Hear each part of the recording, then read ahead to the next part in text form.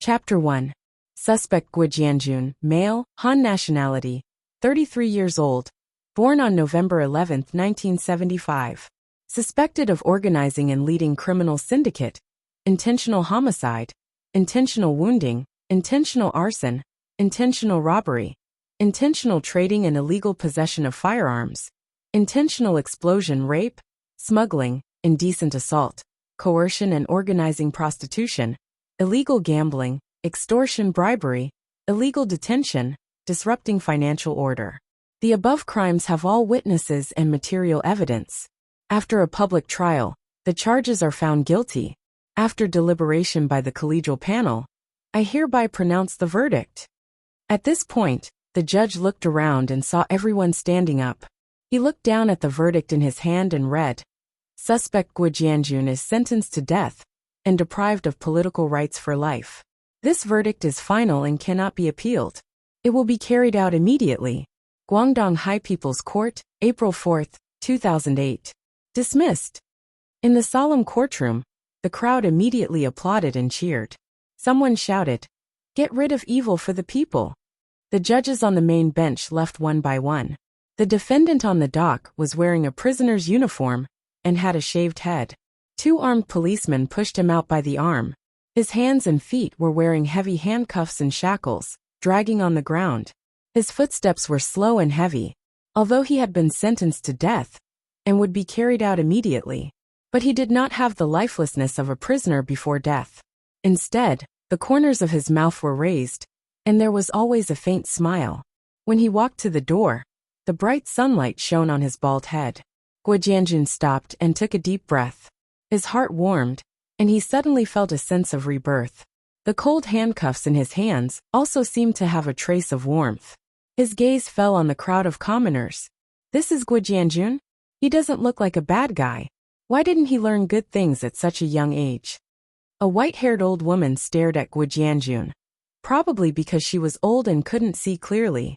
She wanted to see what this notorious villain, who was famous throughout the province for doing all kinds of evil, looked like. The rest of the crowd was also moving. The cameras in the reporters' hands were flashing non-stop. Unfortunately, the surrounding armed police would not let them get close. Guo Jianjun bowed deeply in the direction of the old woman. The white-haired old woman shouted, "Child, remember to be a good person in your next life." Guo Jianjun smiled, and the armed police behind him pushed him. He staggered down the steps. The door at the back of the prison van, which had been waiting for a long time, was already open. A few armed policemen shoved him into the car and followed. The car door closed and the siren blared. Under the watchful eyes of the people, the convoy of several cars roared out of the gate of the court. The convoy headed towards the suburbs. A middle-aged armed police officer with 2 bars and 1 star on his uniform was sizing up Guo Jianjun. In modern terms, he should be a handsome young man. If it weren't for his attire, no one would be able to tell that he was a prisoner on death row, who had committed all sorts of crimes. What was the reason that made such a person come to this step? Looking at the passing scenery outside the window, Guo Jianjun seemed to feel the gaze of the person opposite him. He turned around and said to the officer with a smile, "Big brother, can I have a cigarette?" The middle-aged officer had carried out such missions many times, but this person's expression and actions did not seem like someone who was about to die. He could not help but immediately become vigilant and scrutinize the criminal in front of him. The armed police soldiers on both sides also stared at him in unison, their fingers touching the triggers. Guo Jianjun shook his head with a bitter smile and said, "This isn't a Hong Kong or Taiwan police drama. Are you afraid that I'll escape? Or are you afraid that someone will come to break the prisoner van? I'm already like this. Is that even possible?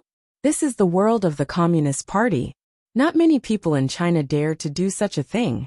But no matter what he said, the armed police did not say a word and closely watched his every move. "Hey, it's just a cigarette. Why are you so nervous?" Guo Jianjun glanced at the epaulets and collars of the few people, then looked out the window and sighed. "I was also a soldier in the past.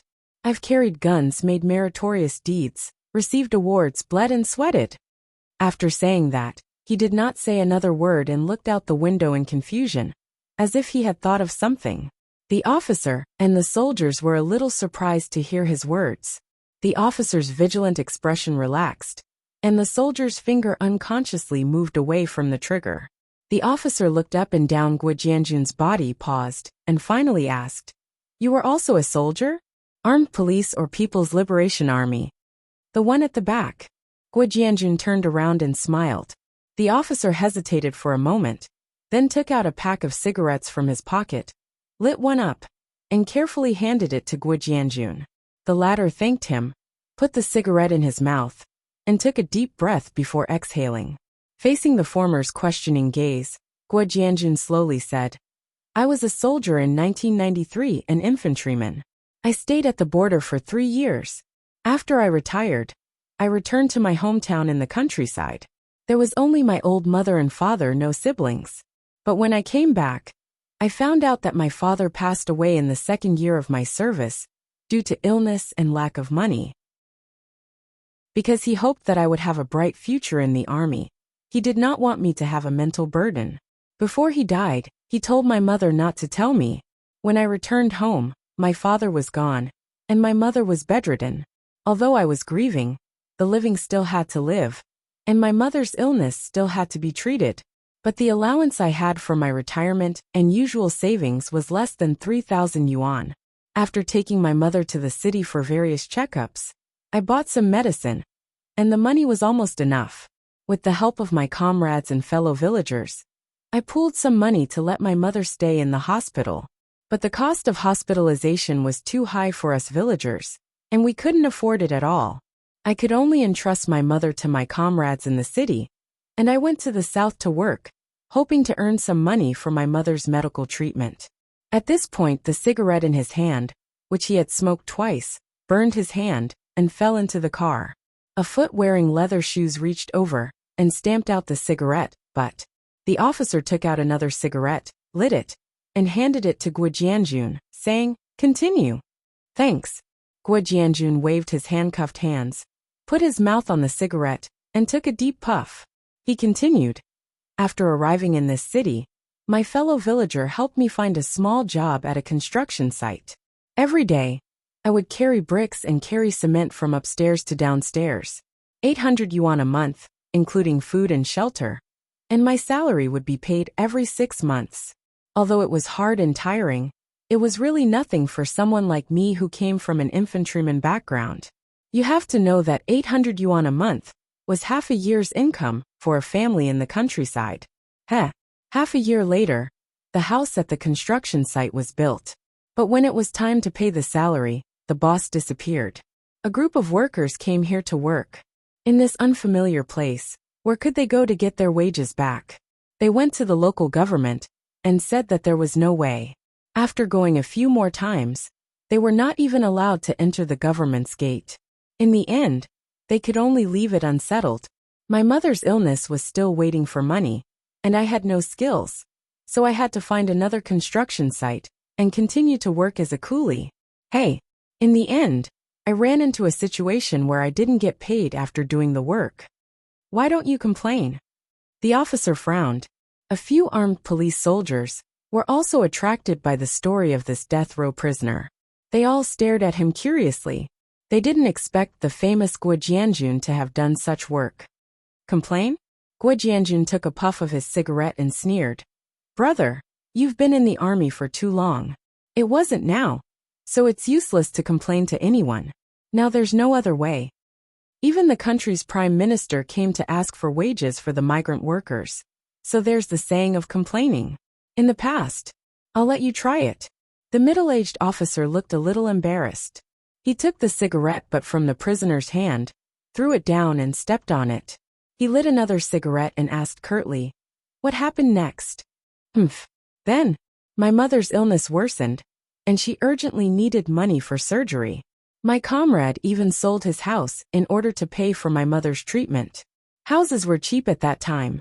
They sold it for tens of thousands of dollars. If it were sold now, the price would be 10 times higher. In the end, the money from selling the house was almost spent. I was also anxious. Just then I met the boss who owed me money. In the end I didn't get paid, and I was beaten up by a group of people. Dragging a body full of injuries, I also got angry. I contacted a few of my former comrades in arms and told them about the matter. I wanted to take revenge. Ha! They were indeed brothers who had gone through fire and water with me on the border. In the end, they all came. After discussing it, we kidnapped the boss and blackmailed him for $1 million. We also threatened the boss, saying that if he dared to report it, we would kill his whole family. The boss was also timid, so he really didn't report it, Guo Jianjun said with a smile. How could a soldier do such a knowingly illegal thing? The officer shook his head and said, Unfortunately, it was too late when I got the money. My mother didn't get the money and left. Guo Jianjun's voice became low. Suddenly, he looked at the officer and said agitatedly, So what if I'm a soldier? If this was the anti-Japanese war era, I wouldn't hesitate to shed my blood for the country. Everyone says to protect the country, but I can't even protect my own parents. So what's the point of me insisting on this soldier's belief? Now go and take a look. What kind of people are enjoying themselves in those places of luxury? Are they ordinary soldiers who protect the country? Or are they ordinary people? Is this the reason why you betrayed the country and harmed the interests of the country? Have you forgotten the sentence in your military oath? The interests of the country and the people are above everything else? The officer also became agitated. The armed police soldiers in the carriage looked at the two of them in shock. This was the first time they encountered such a thing during a mission. Harmed the interests of the country maybe, but you said that I betrayed the country, and that's too serious. Please take back your words. I, Guo Jianjun, have dared to do anything these years, but I don't dare to betray the country. Only traitors would do such a thing. I can bear any crime, but I don't dare to bear the crime of being a traitor. If I have to bear this crime before I die, I won't be able to die in peace. Guo Jianjun stared at the opposite side and sneered. The few armed police soldiers didn't understand what Guo Jianjun meant. The middle-aged officer's emotions calmed down. He stared at him thoughtfully for a while and said slowly, Don't you regret coming to this point? Regret? Guo Jianjun laughed and said, Can one regret in life? Is there any use in regret? People who are in this line of work know that sooner or later, you will have to pay the price. It's just a matter of time. At most, you will be a good man again after 18 years. 18 years, a good man again? The officer couldn't help but laugh and said, Have you read too many wuxia novels? Ah, not more and not less.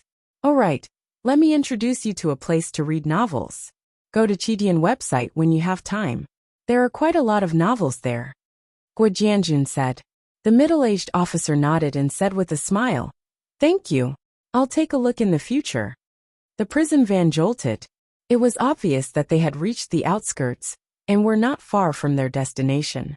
Guo Jianjun glanced at the armed police soldier sitting in the innermost corner. The soldier had been wearing a black hood and had not taken it off since the beginning.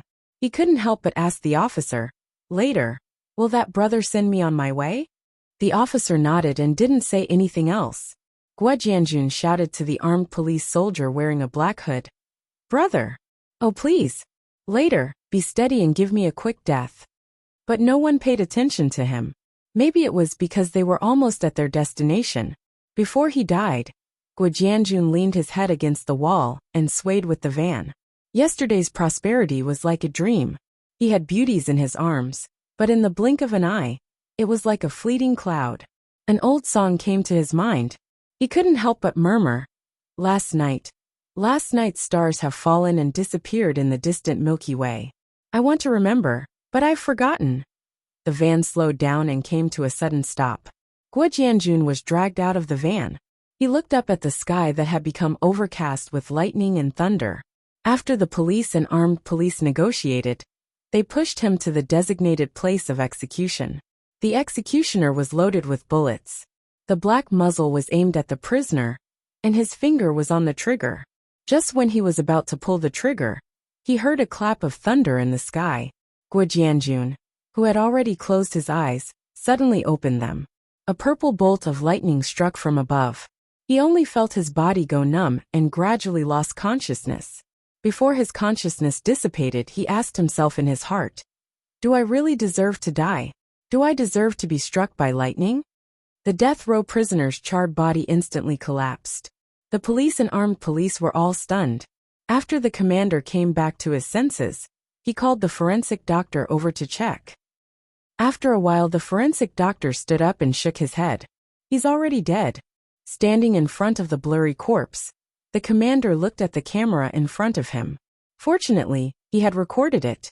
Otherwise, he wouldn't be able to explain himself. He then took the executioner's gun and pressed it against the corpse's heart. Bang!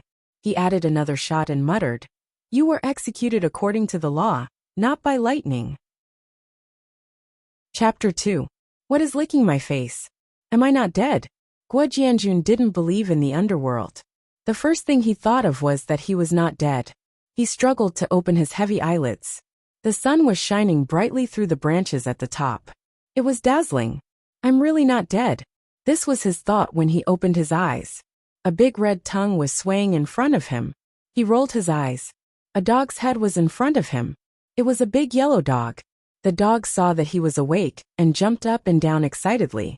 Guo Jianjun was slightly stunned. Then he felt very weak. He struggled to support his body with his hands. Before he could sit up completely, his hands went soft and he fell down again. Damn, this is hunger. Guo Jianjun participated in field survival training in the army. He was very familiar with this feeling. But his body was so weak that he was not far from death. He was a little panicked. He just survived from the government, and now he was starving to death. Damn! How long have I slept? Why am I so hungry? Guo Jianjun clearly knew that this situation meant that his body had reached a very dangerous state. A bowl of sugar water would be good. It could help him recover some of his strength quickly, but it was obviously impossible in the current situation. What should I do? I can't wait to die here. I need to eat something. Looking around, Guo Jianjun's head was about to explode, but he couldn't think of any way. The big yellow dog saw that he was not moving again. It panted and leaned over. I got it. It's very nutritious. It's a good thing to recover strength. With a goal, Guo Jianjun was ready to make his move. Survival was more important than anything else. He touched the ground with his hand and held a stone in his hand. The dog seemed to be very familiar with him, but Guo Jianjun didn't know it. In his mind, he thought, if you want to beat a dog, you have to hit its nose. He had experience with this. He slowly put his hand around the dog's neck. The big yellow dog was not vigilant at all. It seemed to be quite happy and wagged its tail happily. Ow! Ow! Suddenly the big yellow dog screamed. Guo Jianjun gathered all his strength on the stone in his hand. It exploded on the dog's nose under his arm. He used up all his strength and fell down. The big yellow dog struggled for a long time after it broke free. It slowly lay on the ground and stopped breathing. It stared at the person in front of it, as if it couldn't believe it. Guo Jianjun rested for a while, then crawled over with all his might. He wrapped his arms around the dog's neck and bit it. No matter how uncomfortable the dog fur was in his mouth, he didn't care. After biting the dog's neck with all his might, he sucked the fishy and salty liquid into his mouth and gulped it down. Guo Jianjun burped and sighed a breath of relief. He turned his body and used the big yellow dog's carcass as a pillow. Not long after the dog's blood reached his stomach, a wave of heat began to spread to his limbs and bones. He knew it was working. Guo Jianjun lay down and thought about what was going on. He quietly waited for his strength to recover. The scene of the execution was right in front of his eyes. It was as if he had been struck by lightning. However, he was lucky enough to not have been struck to death. But why was he here? There was no reason for the executioners to let him go just like that. The day before he was sentenced, a member of a government agency told him clearly that he was going to die this time, or else he wouldn't be able to explain himself to the international public. After thinking about it, there was a suspicious possibility. He didn't know which Dao brother had robbed the execution ground, but he had the guts and spirit. Damn it, save me till the end. What the hell are you doing by leaving me here? I almost starved to death. However, he owed them a big favor. It didn't matter. It was a good thing that he survived. He still had a few $100 million in the Swiss bank. He would repay this favor in the future. Sigh. It was not good to stay here for long. He needed to find a safe place to hide first. He clenched his fists. Although he had not recovered his strength, he should have the strength to walk. He stood up shakily. Guo Jianjun thought to himself, where is this? He looked around and was stunned. In front of the forest, not far nor near, stood an ancient city wall. He could vaguely see people going in and out of the city gate. The strange thing was there were people on horses. He couldn't help but mumble. Are they shooting a movie?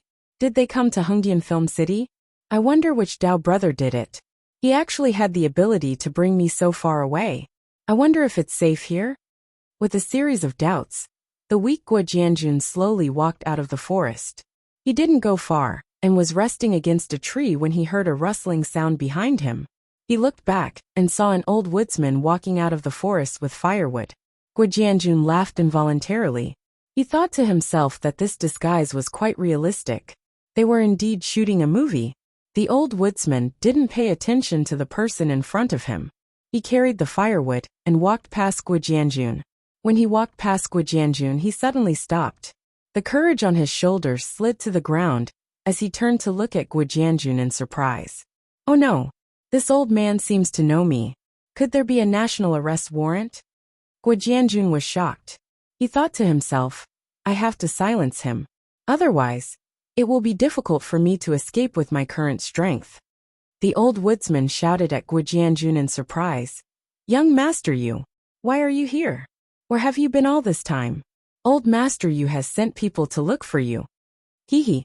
Pretending to recognize the wrong person. This old man really has bad intentions. He actually dares to play this game with me. He thinks I'm a rookie. Then don't blame me for being rude. Guo Jianjun sneered as he looked at the woodsman walking over. He slowly clenched his fists. The old woodsman said passionately, Young Master Yu, come back with me. Old Master Yu is dying of anxiety. This old man's acting is quite good. As expected of an actor. He even dares to call me Young Master Yu. Seeing him approach, Guo Jianjun's killing intent rose. Suddenly his mind boomed. The words Young Master Yu circled in his mind as he fainted. While he was unconscious, the events of Young Master Yu kept replaying in his mind like a movie. When Guo Jianjun opened his eyes again, he was lying on a soft bed.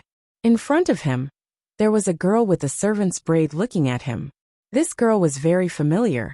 So familiar that Guo Jianjun could call out her name immediately. When the lady saw Guo Jianjun awake, she shouted in surprise, Master! Madam! Young Master is awake! She shouted as she ran out. F***K. This voice was very familiar. Guo Jianjun was on the verge of tears. He was not an idiot. Combining the causes and effects, as well as the additional memories in his mind, he recalled a very ridiculous matter. He had read about this matter countless times in online novels. Guo Jianjun was really dead. He had transmigrated. If he was not mistaken, his name was now Yu Qianqiu.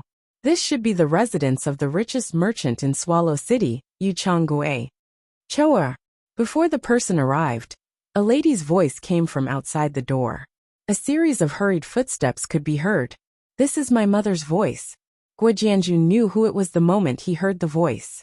The image of a benevolent woman appeared in his mind, matching perfectly with the lady who had walked to the bed. A plump middle-aged man beside the woman was looking at him with concern. This is my old man. The last bit of doubt in Guo Jianjun's mind disappeared. He was completely speechless. His gaze swept past the crowd surrounding the bed in a daze. It landed on a young man. If Guo Jianjun was not mistaken, this person was his cousin. Recalling the scene in his mind, Guo Jianjun's eyes narrowed, and a cold glint flashed across them.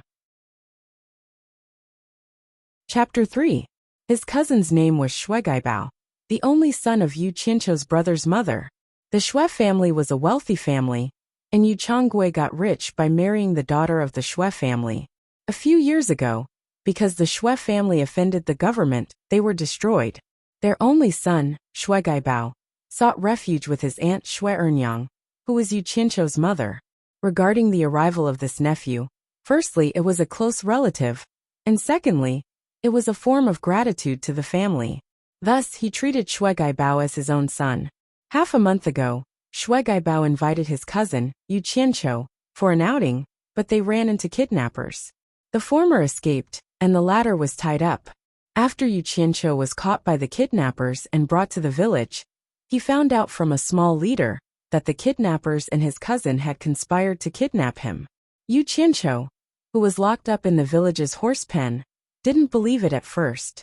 It wasn't until he accidentally saw his cousin coming to the village that he believed it. He was lucky. On the day his cousin came to the village, a big yellow dog he raised followed his scent and found him. After biting off the rope that tied him up, the man and the dog ran away in the wild. Luckily, the big yellow dog knew the way, and after running for 3 days, they finally arrived at the outskirts of Swallow City. When they were almost home, the hungry young master, Yu, couldn't take it anymore and fainted on the ground. After Guo Jianjun died, for some unknown reason, he possessed the body of the fainted Yu Qianqiu. When he woke up, he didn't recognize that dog. In the end, he killed it to save his life. It could be said that the big yellow dog saved his master's life twice. It was just that he was a little unwilling to die. Before he fainted, the young master couldn't understand why his cousin wanted to harm him. He couldn't understand, but it didn't mean that Guo Jianjun couldn't. The Yu family was the only son, and now that his only son was dead, the family's wealth naturally belonged to his nephew.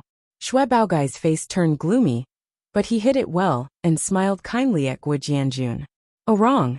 He should be called Yu Qianqiu now. Son of AB***, it seems like you won't give up on killing me. If I'm killed by you again, I'll have wasted all these years of being a big brother. Yu Qianqiu thought to himself. You ungrateful thing, see how I'll deal with you. The doctor came, took her pulse, and told her that her body was still a little weak, but it was not a big problem. She would be fine after a few days of rest. After a while, only the serving maid was left in the room. Yu Qianqiu didn't say a word. His mind was still in a mess. His thoughts were constantly going back and forth, and he needed to sort them out. After some time, Yu Qianqiu finally understood the ancient costumes in front of him. According to the saying of his previous world, this was an authentic ancient era. But apart from language, this ancient era did not belong to any dynasty that he knew of. He did not know what kind of place he had transmigrated to. He only knew that this place was called the Huaxia Empire. The meaning of the name was still acceptable according to his understanding in his previous world. In short, the customs here were no different from the ancient times of China in his previous world. Yu Qianqiu was amused. He had read many online transmigration novels in his previous world, and the protagonists were all doing well. Should he try to usurp the throne? If he really couldn't do it, ruling over the world was not a bad choice. But after thinking about it, he gave up. Politics was too scary and tiring. In his previous life, he was lucky enough to come into contact with it, but he didn't play it well. See, he died here. From Yu Qianqiu's memories, he was shocked to find out that there really were deities in this world. Moreover, it was something that everyone knew about, and the person involved had even seen it before. There was a scene like this. One day, he went out to play and came to a green mountain and clear water. He found a peerless beauty with a sword on her back washing her hair beside a mountain spring. When the beautiful lady saw Yu Qianqiu, she snorted coldly. She stood up gracefully. Her clothes were as white as snow. She unsheathed her sword and stepped on it, turning into a ray of light. That beautiful face lingered in Yu Qianqiu's mind for a long time. Now, lying on the bed, Yu Qianqiu kept replaying that scene. He had to admit that the girl was too hot. He had seen many beauties in his previous life, and there were many with golden hair. But none of them could compare to that fairy sister. It was something that could only be seen but could not be reached. It wasn't the behavior of a man to be unable to get close to such a beauty. Yu Qianqiu's heart felt like it was being cut by a knife. He cried out in sorrow, "Damn!" The maid in the room, Qing Chao, heard her young master's cry and hurried over to ask, "Young master, are you thirsty? I'll pour you some water." Yu Qianqiu rolled his eyes. This maid's comprehension was too poor. She could hear that he was thirsty. Then, he understood that this term didn't exist in this era. There was no other way. Qing Chao brought over a cup of water. Her small arms wrapped around Yu Qianqiu, and he drank a mouthful. As he breathed, he caught a whiff of the faint fragrance of a virgin. Glancing at the green grass, he thought to himself, "There's something good about this place." Things that were almost extinct in my previous life are abundant here. Truly abundant. He suddenly thought of another problem. He didn't know if that beautiful lady already had an owner. With such a beauty, there were probably many people who coveted her. It's over, it's over. The difference in status was too great. There was no hope for him. Sooner or later, she would fall into someone else's hands. How could he let this happen? Zhao Wuchou, who was lying on the bed with a dead look, was extremely anxious. He sat up abruptly. The maid Qing Chao was shocked. She hurried over to support him and asked, "Young master, what do you want to do?" She didn't know that her young master had already made up his mind to cultivate for the rest of his life. Sigh. Yu Qianqiu let out a long sigh and lay down. His heart was cold. Where can I go to cultivate as an immortal? I have no clue at all. When I really become an immortal, the good cabbages will be taken by pigs. Do you expect people to wait for you to compete for the cabbages placed in a pig's nest? Let's see who can take it first. Just as he was in despair, Shuigaibao came in with a small bowl. Qing Chao hurriedly took it. When Yu Qianqiu saw it was this guy, he instantly became alert. Shuigaibao sat on the side of the bed and grabbed his hand. He shook his head and smiled bitterly. "Cousin, it's all my fault. If I didn't invite you out to play that day, you wouldn't have met with the kidnappers and suffered. Luckily you came back safely. If not, I would feel guilty for the rest of my life. I wouldn't have the face to see uncle and aunt. Damn it, bastard. You're crying like a cat, crying like a mouse. You're playing this game with me. Do you really think I'm that idiot, Yu Qianqiu?" After cursing in his heart, Yu Qianqiu squeezed out a smile. "You can't blame me. Cousin, don't take it to heart. Let bygones be bygones. Just take it as my bad luck." Although he said this, he thought in his heart, "You're unlucky to meet me. When I recover, I'll kill you immediately. Keeping you by my side is more like I'm tired of living. If cousin can think like this, I won't say anything." As he said this, he wiped away the 2 drops of tears at the corner of his eyes. He took the small bowl in Qing Chao's hand and said, "This is chicken soup that I personally cooked. Take it as an apology to calm cousin's shock. Come, Qing Chao, help cousin up. I'll feed him personally." Just as Qing Chao agreed, Yu Qianqiu hurriedly stopped her. He said with a serious expression, "Cousin, I already said that let bygones be bygones. What do you mean by this? A gentleman stays away from the kitchen. You want cousin to personally cook for me. Do you want me to feel uneasy for the rest of my life? How can I drink this chicken soup? This is..." Just as Shuigaibao was about to explain, Yu Qianqiu hurriedly said, "Cousin, don't say any more. I will never drink this chicken soup. Qing Chao, send cousin out." After saying this, he turned his back to the two and pretended to be angry.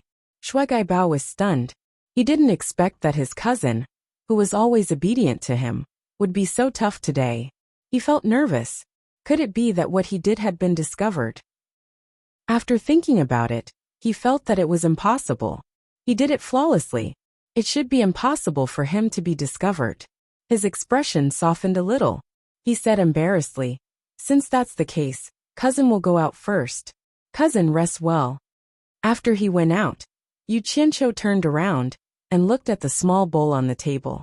He thought to himself, "If I dare to eat the food you sent, wouldn't that be seeking death? Who knows if you poisoned it? No, I have to get rid of him as soon as possible. It's not easy to live in fear." Chapter 4. Yu Qianqiu felt that his body should be able to recover after a day's rest. Who knew that this body was so much worse than it was in his previous life? Although he was still a young man, his physique was rather poor, and it took him almost 3 days to recover. But that wasn't the most depressing thing. The most depressing thing was that he thought of something that made his heart ache. He had transmigrated here, and the hundreds of millions in his Swiss bank account in his previous life had gone down the drain. According to his calculations, his wealth in his previous life was more than 10 times that of the Yu family. The more he thought about it, the more his heart ached, and he couldn't eat or drink for a few days. In the end, he had no choice. Even if he hadn't transmigrated here, he would still have been executed. The most tragic thing in life was when a child wanted to be raised, but his parents weren't around. Guo Jianjun's parents died young, and he couldn't fulfill his filial duties. Now it had become Yu Qianqiu. Many times a day, his parents showed great concern for him, and showed great concern for him. Soon his heart, which was hurt from losing a large sum of money, was healed. Facing the two elders, he treated them as his own parents from the bottom of his heart. Yu Qianqiu, who was strolling in the Yu family's garden, thought about many things. The education he had received in his previous life made him feel an invisible pressure when facing the country and its people. No matter how outrageous some things were, there was still a bottom line that he didn't dare to cross. But it was different now. There was no relationship between here and there. Bosqua, no, it should be young Master Yu, had made up his mind to do whatever he wanted here. Right now, all he could think of was how he could get rid of Shuegaibao. He couldn't think of a proper solution, even though he had a headache thinking about it. His biggest concern was his parents, especially his mother, who treasured the only child of the Shui family. Flowers were in full bloom in the garden. Yu Qianqiu thought about it a few times, but he still couldn't come up with a good idea. Looking at a golden chrysanthemum, young Master Yu stared at it for a long time, until he let out a deep breath and reached out to pluck the chrysanthemum. He put it under his nose and sniffed the fragrance. He narrowed his eyes and murmured, "Indecisiveness leads to chaos. Damn it! For the past few days, I've been living in fear even when I'm eating and drinking. If this goes on, even if I don't get killed by him, I'll scare myself to death. I'm about to have a nervous breakdown. Wasn't he the only son of the Shui family? I'm the only son of the Yu family. Why should I have to suffer like this? You can do it, but I can't." After Yu Qianqiu left, the garden was quiet. On the clean stone path, there was only a crushed chrysanthemum. Shuegaibao was quite happy. His cousin had been lukewarm to him for the past few days, but today he actually asked him to drink wine and admire the moon in the backyard. She had always thought that she had been exposed by Yu Qianqiu previously, causing her to feel uneasy. It seemed like she had been worrying too much. After the defeat of the Shui family, he sought refuge with his aunt. As a member of the Yu clan, they had never treated him unfairly. But the days of living under someone else's roof made him, who was used to being a young master, feel uncomfortable, as if needles were pricking his back. His aunt had given him quite a bit of pocket money, but compared to the extravagant spending at home, it was still a little hard to make ends meet. With young Master Yu suppressing him, it was not up to him, young Master Shui, to point fingers here. Over time, hatred was buried in his heart. Once, drinking alone in a restaurant, he grumbled after getting drunk. "Yu Changgui, if not for my Shui clan, you wouldn't be where you are today. But you only give me 100 taels of silver every month. How ungrateful."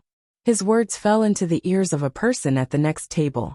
This person was a bandit leader of the Octagon village. After knowing that Shuegaibao was the nephew of the richest man in Swallow City, Yu Changgui, he wanted to befriend him. In the end, the two hit it off. After that, they decided to kidnap Yu Qianqiu and blackmail Yu Changgui, intending to kill him after getting the money.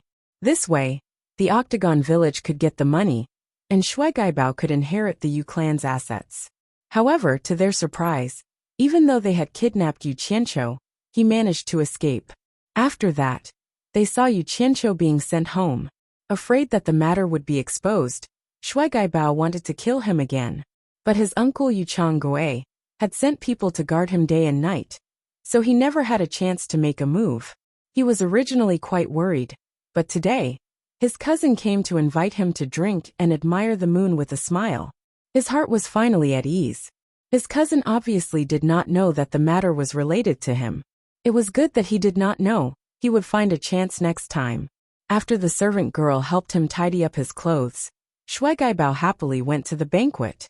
On the stone table in the garden, food and wine were prepared. Yu Qianqiu guarded a lantern, waiting alone. The candlelight flickered, shining on his face. His fingers were lightly tapping on the stone table when the sound of footsteps could be heard. Yu Qianqiu's cold eyes swept towards the entrance of the garden, his face changing into an eager smile. "Cousin, you made me wait for a long time." Yu Qianqiu stood up with a smile. Shuegaibao walked over and pointed at himself, saying, "My clothes are not neat. How can I come to cousin's date? We are a family, there is no need to care so much. Cousin, sit.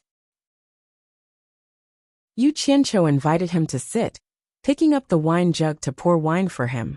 As he raised his hand, he accidentally touched the lantern on the table. The lantern fell to the ground, the flame extinguishing, and it was instantly dark. Yu Qianqiu said, "Look at how clumsy I am. Cousin, don't rush, just light it up again, I will pick it up." Shui Gaibao finished laughing and bent down to pick it up.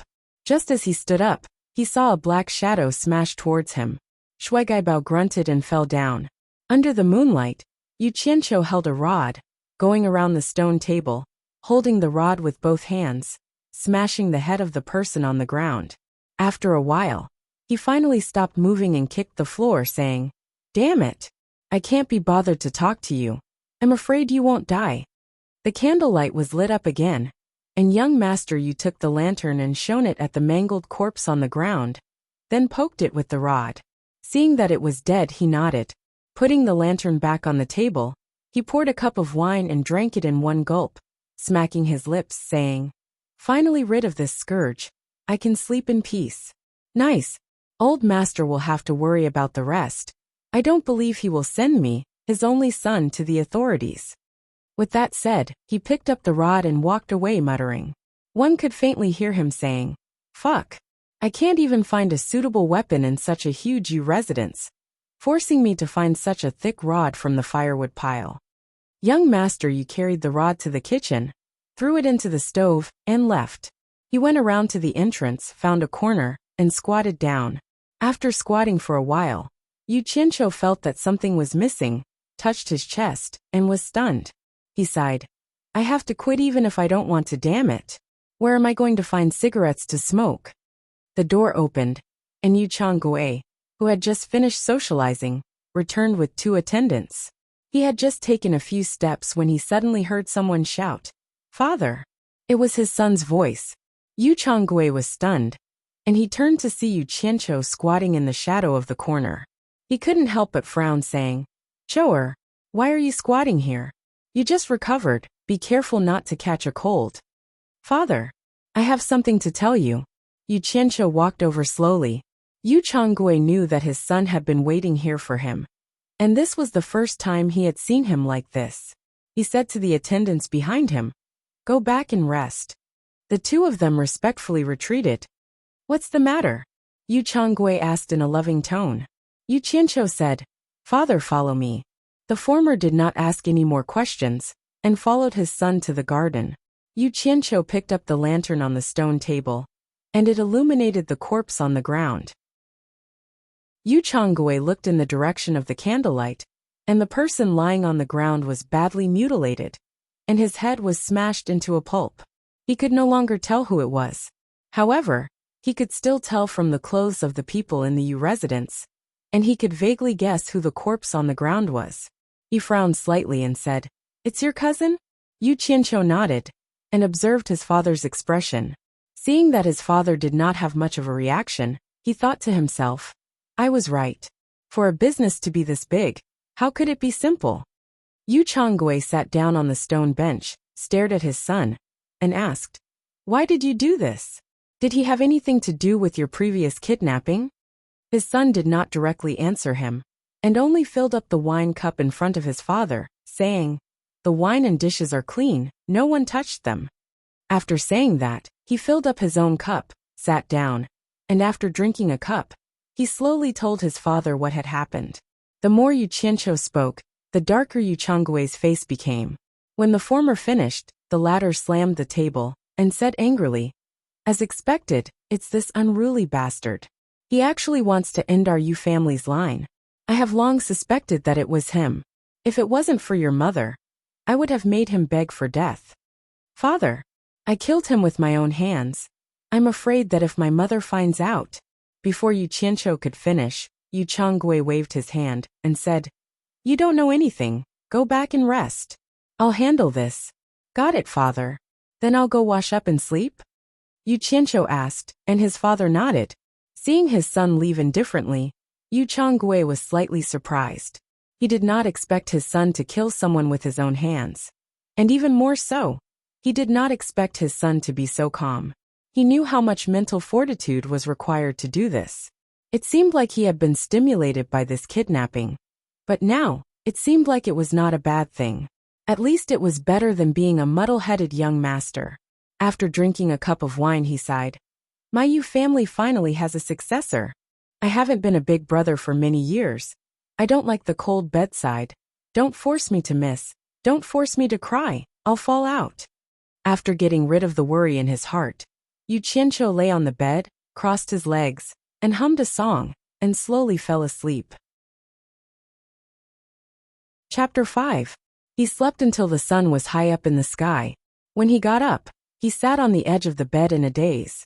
It was unbelievable that he had changed from Guo Jianjun to Yu Qianqiu.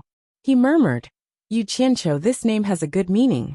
It means there are no worries, right? I wonder what he looks like in person. Thinking of this, he called for his maid, Qingqiao, to help him wash up and change his clothes. After that, he sat in front of the bronze mirror. The bronze mirror was not as clear as the mirror in his previous life. Yu Qianqiu was a little listless. No matter how unclear he was, he could roughly see his appearance. Compared to the handsome boss Guo in his previous life, his current appearance was simply too ordinary. The only good thing about him was that he was younger than in his previous life. He was only 16 years old this year. He comforted himself by thinking that it was probably the mirror's problem. He ordered Qingqiao to prepare a basin of ink. His ordinary face was reflected in the basin. Yu Qianqiu completely gave up. Last night, he was still dreaming of an immortal sister, a handsome man and a beautiful woman. Now he could only dream. Someone reported to the authorities that the bodies of a man and a woman were found outside the city. After an investigation by the authorities, they confirmed that the dead were Shui Gaibao and his personal maid from the Yu residence. They had probably encountered bandits and were killed. After the Yu residents received the news, they sent people to confirm the identities of the dead. When she learned that Shui Gaibao was dead, Shui Ernyang cried her heart out. However, the authorities could not find out who the murderer was. When Yu Qianqiu found out, he could not help but admire his father's ruthlessness. He did not expect that Yu Changgui was afraid that the news would leak, so he killed the maid as well. A few days later, a funeral was held in the Yu residence. There were a lot of monks and Taoists, and it was noisy for a few days. The father and son also pretended to be sad. They did not need to be taught to do this, and they pretended to be good at it. Shui Ernyang had been crying for the past few days, nagging about how the Shui family was going to die out without descendants.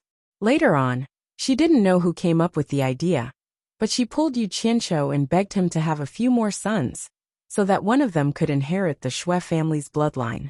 This made Yu Changgui's face turn green, and his teeth hurt. Yu Qianqiu stammered as he dealt with it. Several days later, after Shui Gaibao's burial, Shui Ernyang's grief subsided. She sent someone to summon her son. When Yu Qianqiu heard his mother call him, his scalp went numb. These few days, he had been scared by his mother's crying. He even regretted killing Shui Gaibao back then. His father was smart and found an excuse to hide outside. Seeing that his mother had stopped crying, Yu Qianqiu heaved a sigh of relief and sat down obediently. Mistress Shui held a sparkling and translucent jade pendant in her hand and stared at it in a daze.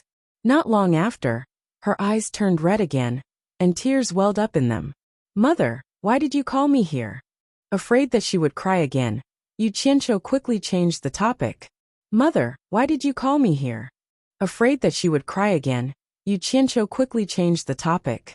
Shui Ernyang nodded and told him the reason why she called her son over. It turned out that the Shui family was established in the generation of Shui Ernyang's great-grandfather. It was said that the ancestor of the Shui family once saved an immortal, and that immortal helped the Shui family to build a business and left a jade pendant.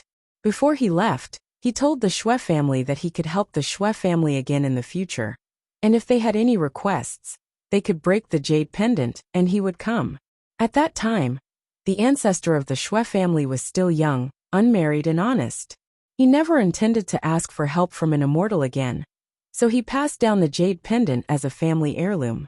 When it came to the generation of Shui Ernyang's father, He didn't dare to tell his eldest son about the jade pendant. Before he died, he gave the jade pendant to his daughter and told her that if there was a good man among her brother's children, the jade pendant could be passed on to him. If there wasn't, he would rather let the jade pendant become an ordinary item than disturb the immortal. Now that the only descendant of the Shui family had died, there was no way to pass the jade pendant on. What Shui Earnyang meant was that she wanted to use the jade pendant to make a deal with her son. As long as her son promised to adopt one of his children to inherit the Shui family's bloodline, she was willing to leave the jade pendant in her hand to her son and not pass it on to the Shui family. After listening to his mother's words, Yu Qianqiu's eyes immediately emitted a green light. He stared at the jade pendant in his mother's hand and swallowed with difficulty. Ever since he found out that there were immortals in this world, he had been obsessed with them. He had never expected that this matter, which he had been unable to find a way out, would be in the hands of his mother. However, when his mother brought up the matter of adopting a son, her father strongly opposed it. In this world, the responsibility of having children was as great as the heavens. The Yu family didn't have a lot of people to begin with, and for 3 consecutive generations, they only had one son. When Yu Qianqiu went missing, Yu Changgui was so anxious that his mouth grew a circle of blisters. If his son really had a promising future and could have 1 or 2 more children, he would be overjoyed. How could he bear to let someone else adopt a son? At that time, he had flatly rejected the idea. Can I make the decision on this matter? Thinking of this, Yu Qianqiu embarrassedly said, Mother, why don't you ask father? I'm afraid I can't make the decision on this matter. This child, you can talk things through with your father. What else do I need to say to you? I'm telling you all this because I want you to beg your father. Your father has always been obedient to you, so it's better for you to beg him. Shui Earnyang said angrily. Heh, she even used a roundabout way to save the country. Yu Qianqiu laughed in his heart and said, Mother, why don't you let father know about the jade pendant? Maybe father will agree. Shui Earnyang clenched her teeth and said, Why didn't I tell him? He didn't agree that day. That night, I told him about the jade pendant. That dead man is stubborn, he just won't agree. Hee. Yu Qianqiu scratched his head and laughed awkwardly. If father doesn't agree, then there's nothing I can do. Who knew that as soon as he finished speaking, Shui Earnyang's tears would immediately fall. F***ck. It's happening again. Yu Qianqiu's scalp went numb. He quickly begged for mercy. Mother, don't cry. I'll go and beg father, okay? Really? Shui Earnyang asked while wiping her tears. Yu Qianqiu didn't dare to say anything else. He nodded his head vigorously and agreed. 2 days later, in the backyard, the father and son sat in front of a stone table. Father, immortals, you won't agree to such a good thing? Isn't it just adopting a son? When the time comes, our son will have 7 or 8 children, and you can choose as you please. Yu Qianqiu said anxiously. Bastard, how can the Yu clan's descendant be adopted by someone else? If word of this gets out, where do you want me to put my old face? After I die, how will I face my ancestors? Yu Changgui was furious. This old fellow was so stubborn that his mouth was about to break from all the friction. Yu Qianqiu cursed in his heart. He made it clear. I want the jade pendant in mother's hands. Fool! Yu Changgui scolded. He stood up and pointed at his son, scolding. If you don't agree now, are you afraid that the jade pendant will run away? After we are husband and wife, everything in the Yu clan will be yours. Do you still need to use your own son to exchange for it? Fool! Yu Qianqiu was stunned. He finally knew what his father was planning. He thought to himself, ruthless. This old fellow wants to eat everything. He doesn't even want to take a single cent out. He's too black-hearted. After standing up, he said in a deep voice, Father, I want to cultivate. Yu Changgui was startled. He immediately shook his head and said, No. Although cultivating is good, I've never heard of an immortal being able to carry on the family line. My Yu clan only has one son. If you leave, who will carry on the family line for my Yu clan? So this was what the old fellow was worried about. It seemed that in the online novels he read in his previous life, immortals were able to have children. Yu Qianqiu's thoughts turned, and he had an idea. Thus, he made up a story about a chance encounter with an immortal. From their mouths, he found out that not only could immortals carry on the family line, but they also had the story of a cultivation clan that had been passed down for thousands of years. In short, Yu Changwei was dumbfounded. Finally, Yu Qianqiu asked, "Father, don't you want my Yu clan to become an immortal cultivation clan that will exist forever?" Yu Changwei didn't think that his son would lie to him. To be able to describe the matters of immortal cultivation so vividly, it couldn't be a lie. How could an ordinary person know about this? He couldn't help but ask in surprise, "Is my son telling the truth? You really didn't lie to me?" Yu Qianqiu knew that his father was moved. He added fuel to the fire and made a promise. Yu Changwei immediately agreed. The two of them immediately went to find Shui Ernyang. I'm rich. I'm rich." Holding the sparkling and translucent jade pendant in both hands, Yu Qianqiu was extremely excited. He finally got his hands on it. He wanted to smash the jade pendant on the spot. He couldn't wait to leave with the immortal. Damn it, that's an immortal. It doesn't matter if I lose a few hundred million in UBS. Even if it's a few hundred million, I won't even look at it. If it wasn't for Yu Changwei pulling him to take a bath and burn incense to pay respect to the immortal, he would have really done it. At first, when Shui Ernyang heard that her son was going to leave with the immortal, she didn't want to inherit the Shui clan's bloodline anymore. She refused to hand over the jade pendant no matter what. But how could she resist this father and son who had the same opinion? One old and one young, one coaxed and deceived. After a lot of effort, they finally got the jade pendant. In the back garden, an incense table was set up. After taking a bath, Yu Qianqiu knelt there, excited and nervous. He held the jade pendant and trembled nonstop. At the last moment, he was worried about personal gains and losses. One moment, he was thinking about whether the jade pendant was really useful. The next moment, he was thinking about whether the immortal would take him away when he came. All kinds of strange thoughts came to his mind. Knowing that her son was going to leave, Shui Ernyang leaned on her husband's arms and wiped away her tears. Yu Qianqiu, who was kneeling there, turned his head to look at the two of them and said, "My son is going to fall." In fact, he had said the same thing 3 times. Every time, he just said it but didn't do it. It could be seen that this guy was indeed a little nervous.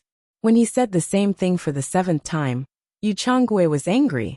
He walked over and grabbed the jade pendant in his hand. Pa! The jade pendant shattered on the ground.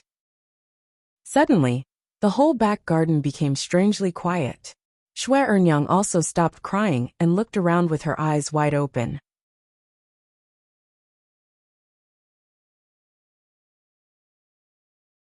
Chapter 6. There was a gentle breeze in the garden, and the flowers swayed. The family of 3 waited anxiously for a long time. In the end, they realized that nothing unexpected had happened. The legendary immortal did not appear either. Both father and son looked at Shui Ernyang suspiciously. The latter blushed and said uneasily, "I'm not talking nonsense. These are really words that have been passed down from my ancestors for generations. You're Shui Dania's descendant?" The 3 of them were looking at the broken jade on the ground when a strange and old voice came from behind them. The 3 of them were shocked and turned to look. A white-robed old man with white hair and a ruddy complexion was smiling at the family of 3. He had a benevolent face and held a horsetail whisk in his hand. Ah! The 3 of them were stunned. Yu Qianqiu reacted the quickest. He thought, such an awesome look, just like the ones on TV. It would be strange if he's not an immortal. He knelt down first. With their son taking the lead, the husband and wife also knelt down without a word. Shui Ernyang replied, "Shui Ernyang is my great-grandfather."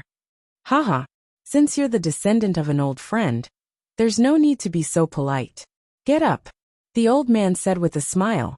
After the 3 of them stood up, the old man asked again, "May I know why you called me here?"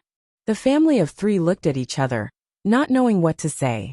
Yu Qianqiu clenched his teeth and knelt down.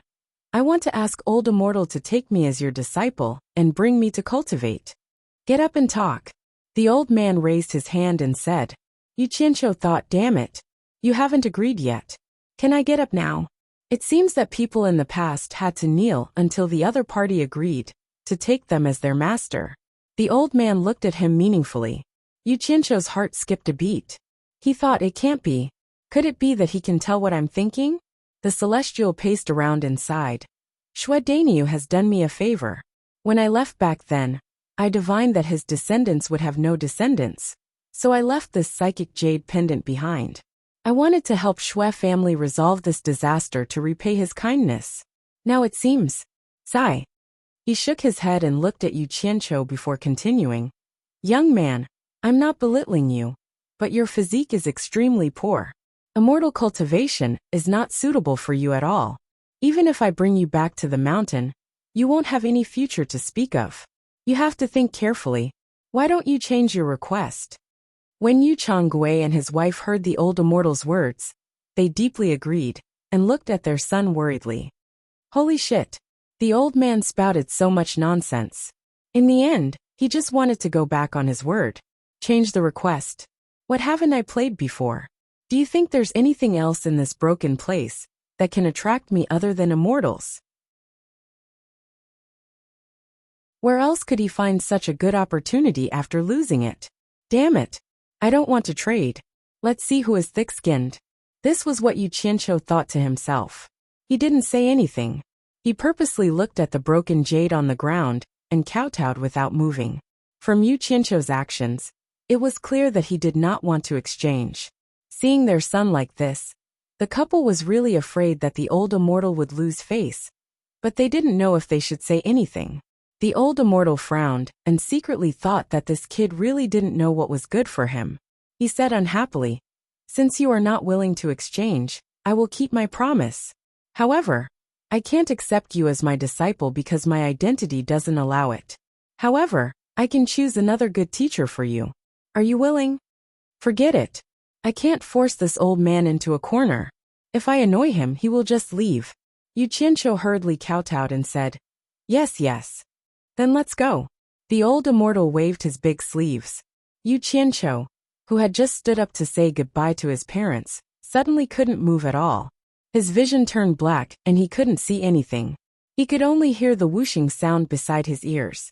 He couldn't help but curse the old immortal's 18 generations of ancestors in his heart.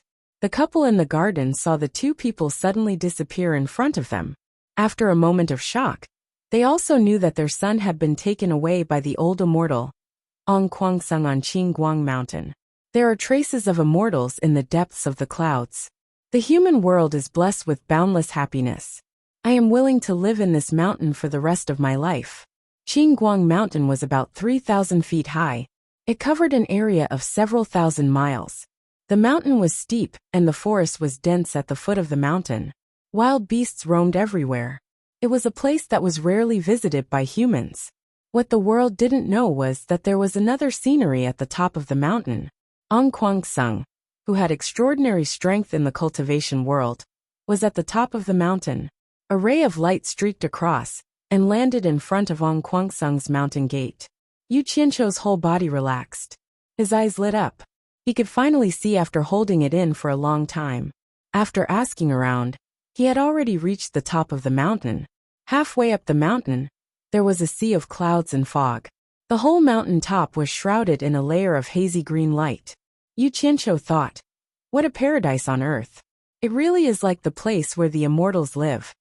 Follow me. The old immortal beside him lightly shouted. Young master Yu hurriedly followed. When the two boys guarding the mountain gate saw the old immortal, they bowed together and said, Greetings, sect master. The old immortal nodded. Yu Qianqiu got a fright. His little heart thumped and he thought, my God, it's the sect master. Incredible. So this old guy is also a gang leader. He was in the same line as me in my previous life. We're both bosses. He hurriedly followed. Along the way, many people bowed to the old immortal. Yu Qianqiu then came to a big hall. The big hall was made of wood and stone. It was spacious and majestic.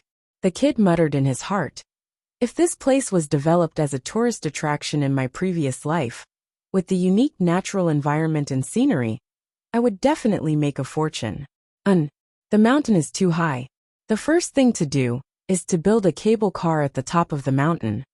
After Yu Qianqiu followed the old immortal into the big hall, many old men stood up from the praying mats and bowed. Sect Master Shixiang. The old man smiled to the two sides and walked straight to the praying mat in the center and sat down. Yu Qianqiu obediently stood by his side. The others also sat down, but they all stared at Yu Qianqiu and sized him up. The old immortal smiled and explained, 100 years ago, I owed someone a favor of saving my life in Swallow City. Today, his descendant begged me to join on Kwangsung to cultivate. In order to repay this favor, I can only bring this young man up the mountain. To be honest, his physique is extremely poor. He's not suitable for cultivation at all. I wonder which junior brother is willing to give me face and accept him. Just treat him as an errand boy. F*CK. Old fart, you're talking about me like this. So many people aren't giving me any face at all. You actually want me to do errand boy. Just you wait. One day, I'll tear apart your bullsh** Tiong Kwangsung.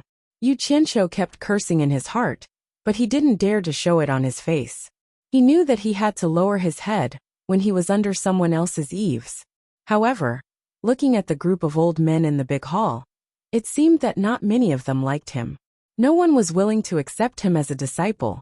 After holding it in for a long time, a sloppy old man sitting at the very back stood up and said, Then follow me. I don't have a disciple anyway. The sect master, whose face had gradually darkened, smiled and said, It's been hard on junior brother. Quickly go and acknowledge him as your master.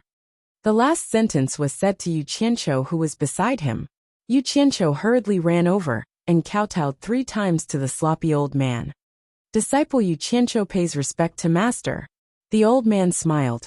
After calling him up, he said to the sect master, Sect Master Shixiang. Then I'll bring him back first. The sect master nodded. The group of people congratulated him for taking in a good disciple. The old man smiled and shook his head. He led Yu Qianqiu away. The latter cursed in his heart. A bunch of bastards who will die a horrible death. Chapter 7. Yu Qianqiu, right? The master who was walking in front asked indifferently. The disciple behind quickly replied, Yes, master. His voice was very respectful, and even a little flattering. His foundation is terrible. Only this name is a little interesting. The master nodded and asked, Why do you want to cultivate? The disciple immediately replied, To subdue demons, to uphold justice. The master stopped, turned around and interrupted him. Don't talk to me about these useless things. Answer me honestly. If I tell you the truth, and you don't chase me away, I'll tell you to pick up girls. Do you understand? The disciple thought this in his heart, but he smiled awkwardly and said, Master's eyes are really sharp. I can't hide my thoughts from you. To pick up girls, to be immortal. Humph. The master turned around, and the disciple followed. The two of them asked and answered, and gradually walked away. From the master's words, Yu Qianqiu more or less understood on Kwangsung. The master's name was Hao Sansi, an 8th-generation disciple, and was of the same generation as sect master Lu Chongqing. As for those with higher seniority, they didn't care about worldly affairs, and hid in the back mountain to cultivate. Speaking of which, Yu Qianqiu's seniority was quite high. On Kwangsung's seniority was at the 11th-generation disciple, and when he met Yu Qianqiu, who was a 9th-generation disciple, he had to call him martial granduncle. Hao Sansi had never accepted a disciple, and Yu Qianqiu was the first. After crossing a courtyard wall, Yu Qianqiu was shocked. Looking around, the back mountain was built along the mountain range, and there were probably more than 1,000 houses of various sizes. To be able to build such a large building complex on such a high mountain, one must have a lot of power.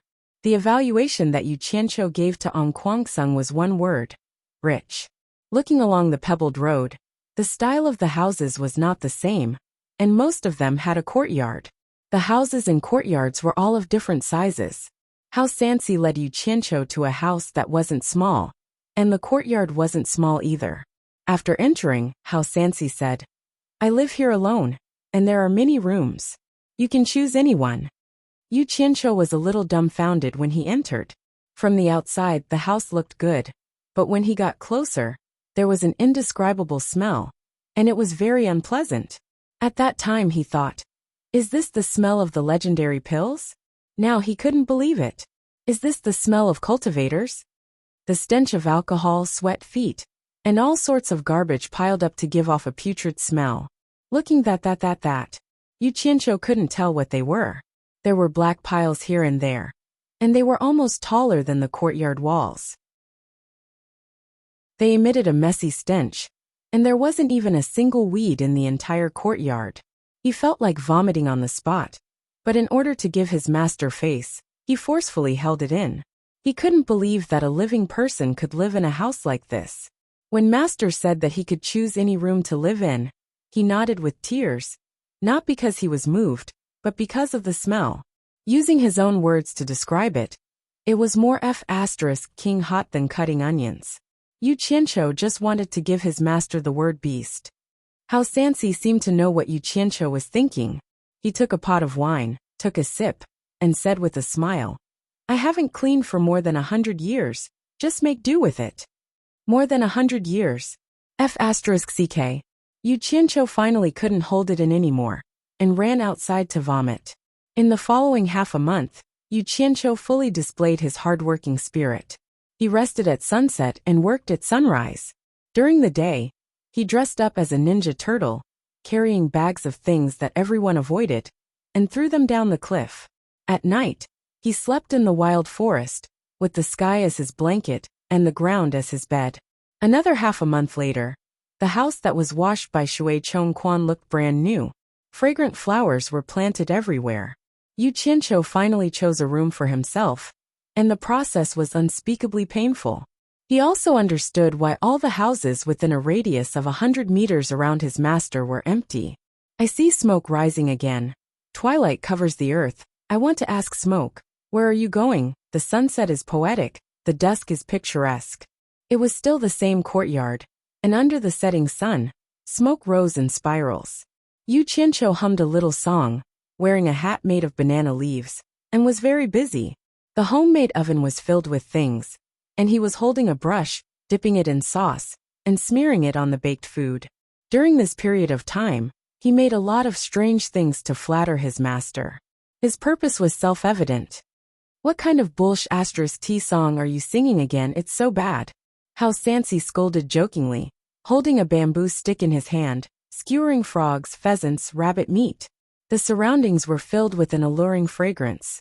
Under the moonlight, an old man and a young man were lying on two simple bamboo chairs, holding a wine pot in one hand and eating roasted meat in the other. Between the two of them was an oven, and the fire was extinguished, giving off residual heat as it warmly roasted the roasted meat. The two of them could eat whenever they wanted, and it was very convenient. Master, don't throw away the bamboo sticks after you finish eating. Please cherish the fruits of my labor. I've gotten used to throwing them away. I'll definitely change. How are my friends from abroad? Yu Qianqiu was lying on the chair, looking at the sky full of stars, and his heart was filled with 1,000 knots. Maybe it was because Mount Qingguang was relatively high, but the sparkling stars were exceptionally bright. He drank a mouthful of wine and asked weakly, Master, I've been here for 3 months. When are you going to start teaching me cultivation? Next to the oven, a drunken hiccup sounded out. Qianqiu, I've already told you, your innate talent is too poor, and you can't cultivate at all. Even if I teach you cultivation, it's just a waste of time. Why don't you give up? Do you think Master will lie to you? I really can't accept this.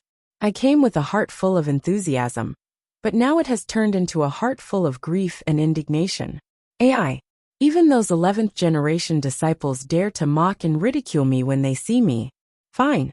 It's fine, I'll endure it. But when will these days come to an end? Don't tell me I don't even have a chance to turn things around? Master, even if it doesn't work, you still have to let me try. You won't even give me such a small chance. As Zhao Wuqiu spoke, his voice became softer and softer. Smelling the alcohol, it seemed that he was already drunk. In this period of time, he had been like this every day, getting drunk every night like his master. In his low voice, One could still hear that repeated sentence. Master, I really can't accept this. How Sansi sighed softly, his hazy eyes drooping from drunkenness. The two master and disciple started snoring under the bright starlight. When the flat ground slightly turned white, the clouds floating halfway up Mount Qingguang had already been dyed golden by the sun that had just jumped out of the horizon. The clouds swallowed up the fog, and the clouds were overflowing with multicolored light. The peak of Mount Qingguang was the first to be sprinkled with a golden color. Lying on the bamboo chair, Yu Qianqiu, who was dreaming of meeting his fairy sister, felt his chest shake, as if he had been hit by something. He raised his hand to block the golden color that illuminated all things. Just as he sat up, something fell from his body. Needless to say, it was definitely Master who hit him. He stretched and casually picked it up. It was a book. On the blue cover, the words Mysterious Heaven Skill were written. Yu Qianqiu glanced at it, and didn't pay much attention to it. Just as he was about to throw it to the side, he was suddenly startled, and looked at it in disbelief. At the bottom corner of the cover, there were two small words elementary. Wow! Yu Qianqiu jumped happily. The book in his hand was the elementary skill of Ong Kwangsung Mysterious Heaven Skill. He had long heard of it, but it was a pity that he had never had the chance. After being happy, he tightly hugged it to his chest. Turning around, Master Hao Sansi was looking at him with a smile. Yu Qianqiu suddenly felt that this old fellow was too cute, and he was so excited that he couldn't speak. Hao Sansi laughed heartily as he returned to the house, and lightly said, Although I haven't taught you anything, I know that you have been preparing for cultivation these few months. I believe that you should be able to understand this book, so you don't need me to teach you anymore.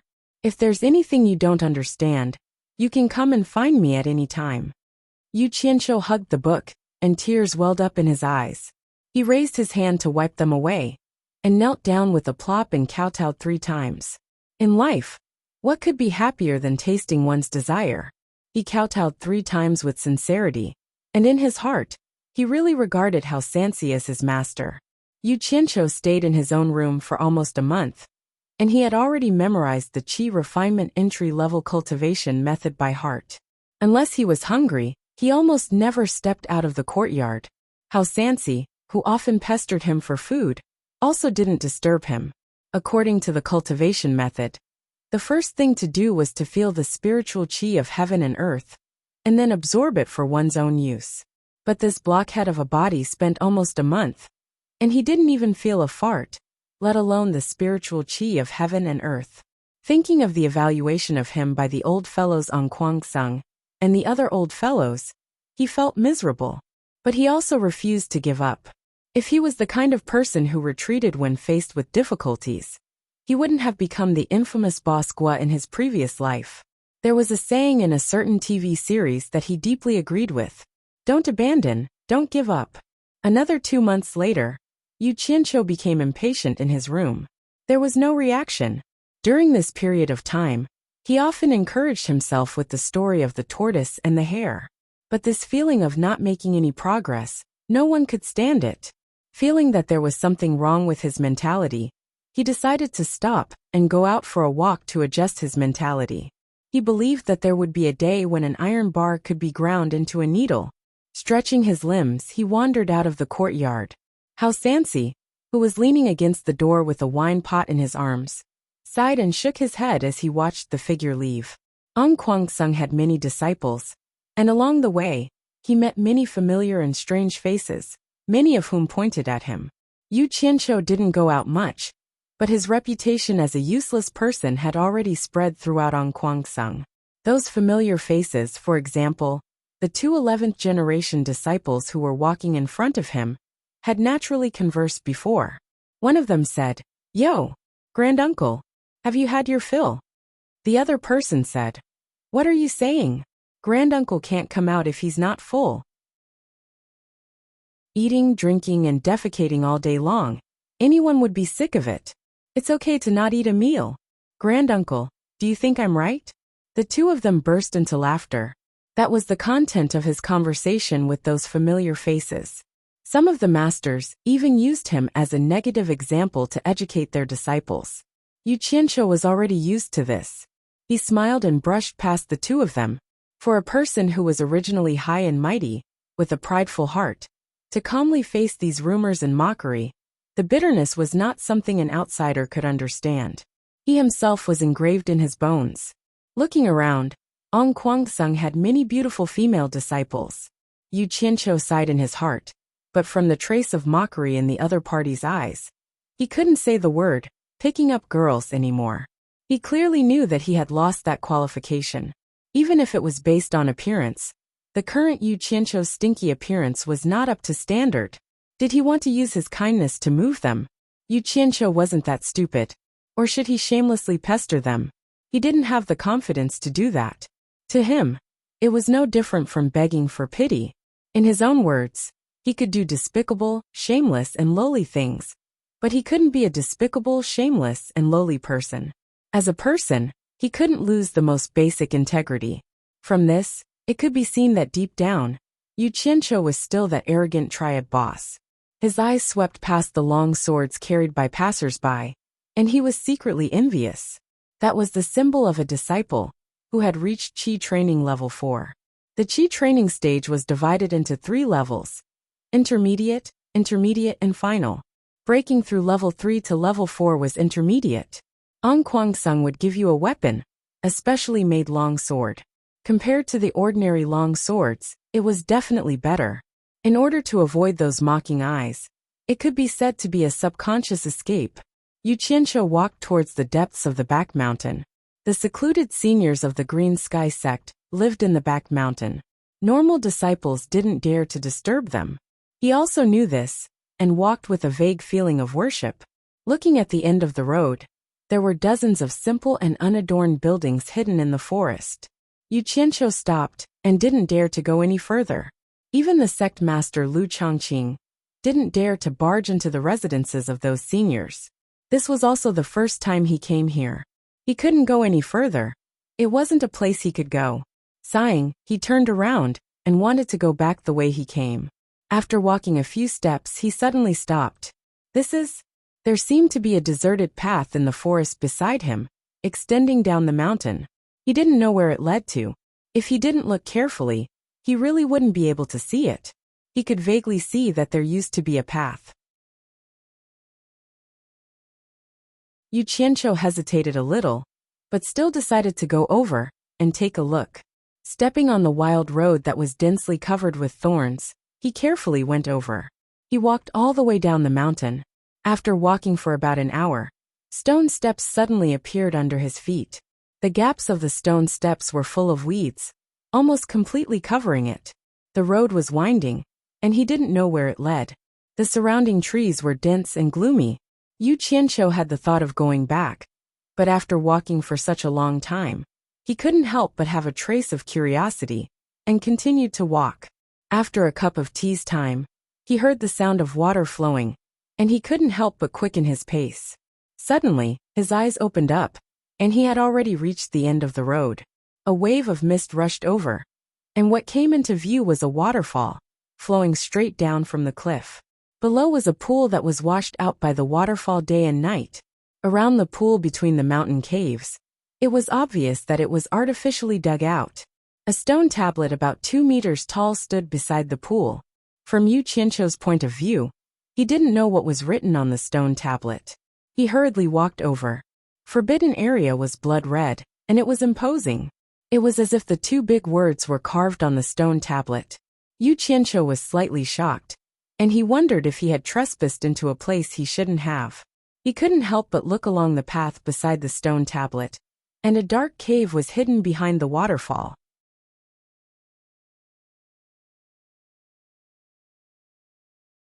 Chapter 8. He would be lying if he said he didn't want to go in and take a look. Yu Qianqiu hesitated for a long time before dismissing the idea. The surrounding atmosphere was not right. The prelude to danger in movies was like this. The 2 blood-red words were especially conspicuous. Suddenly, the sound of a zither came from inside the cave. It was mixed with the sound of flowing water. Although it was not clear, it was definitely the sound of a zither.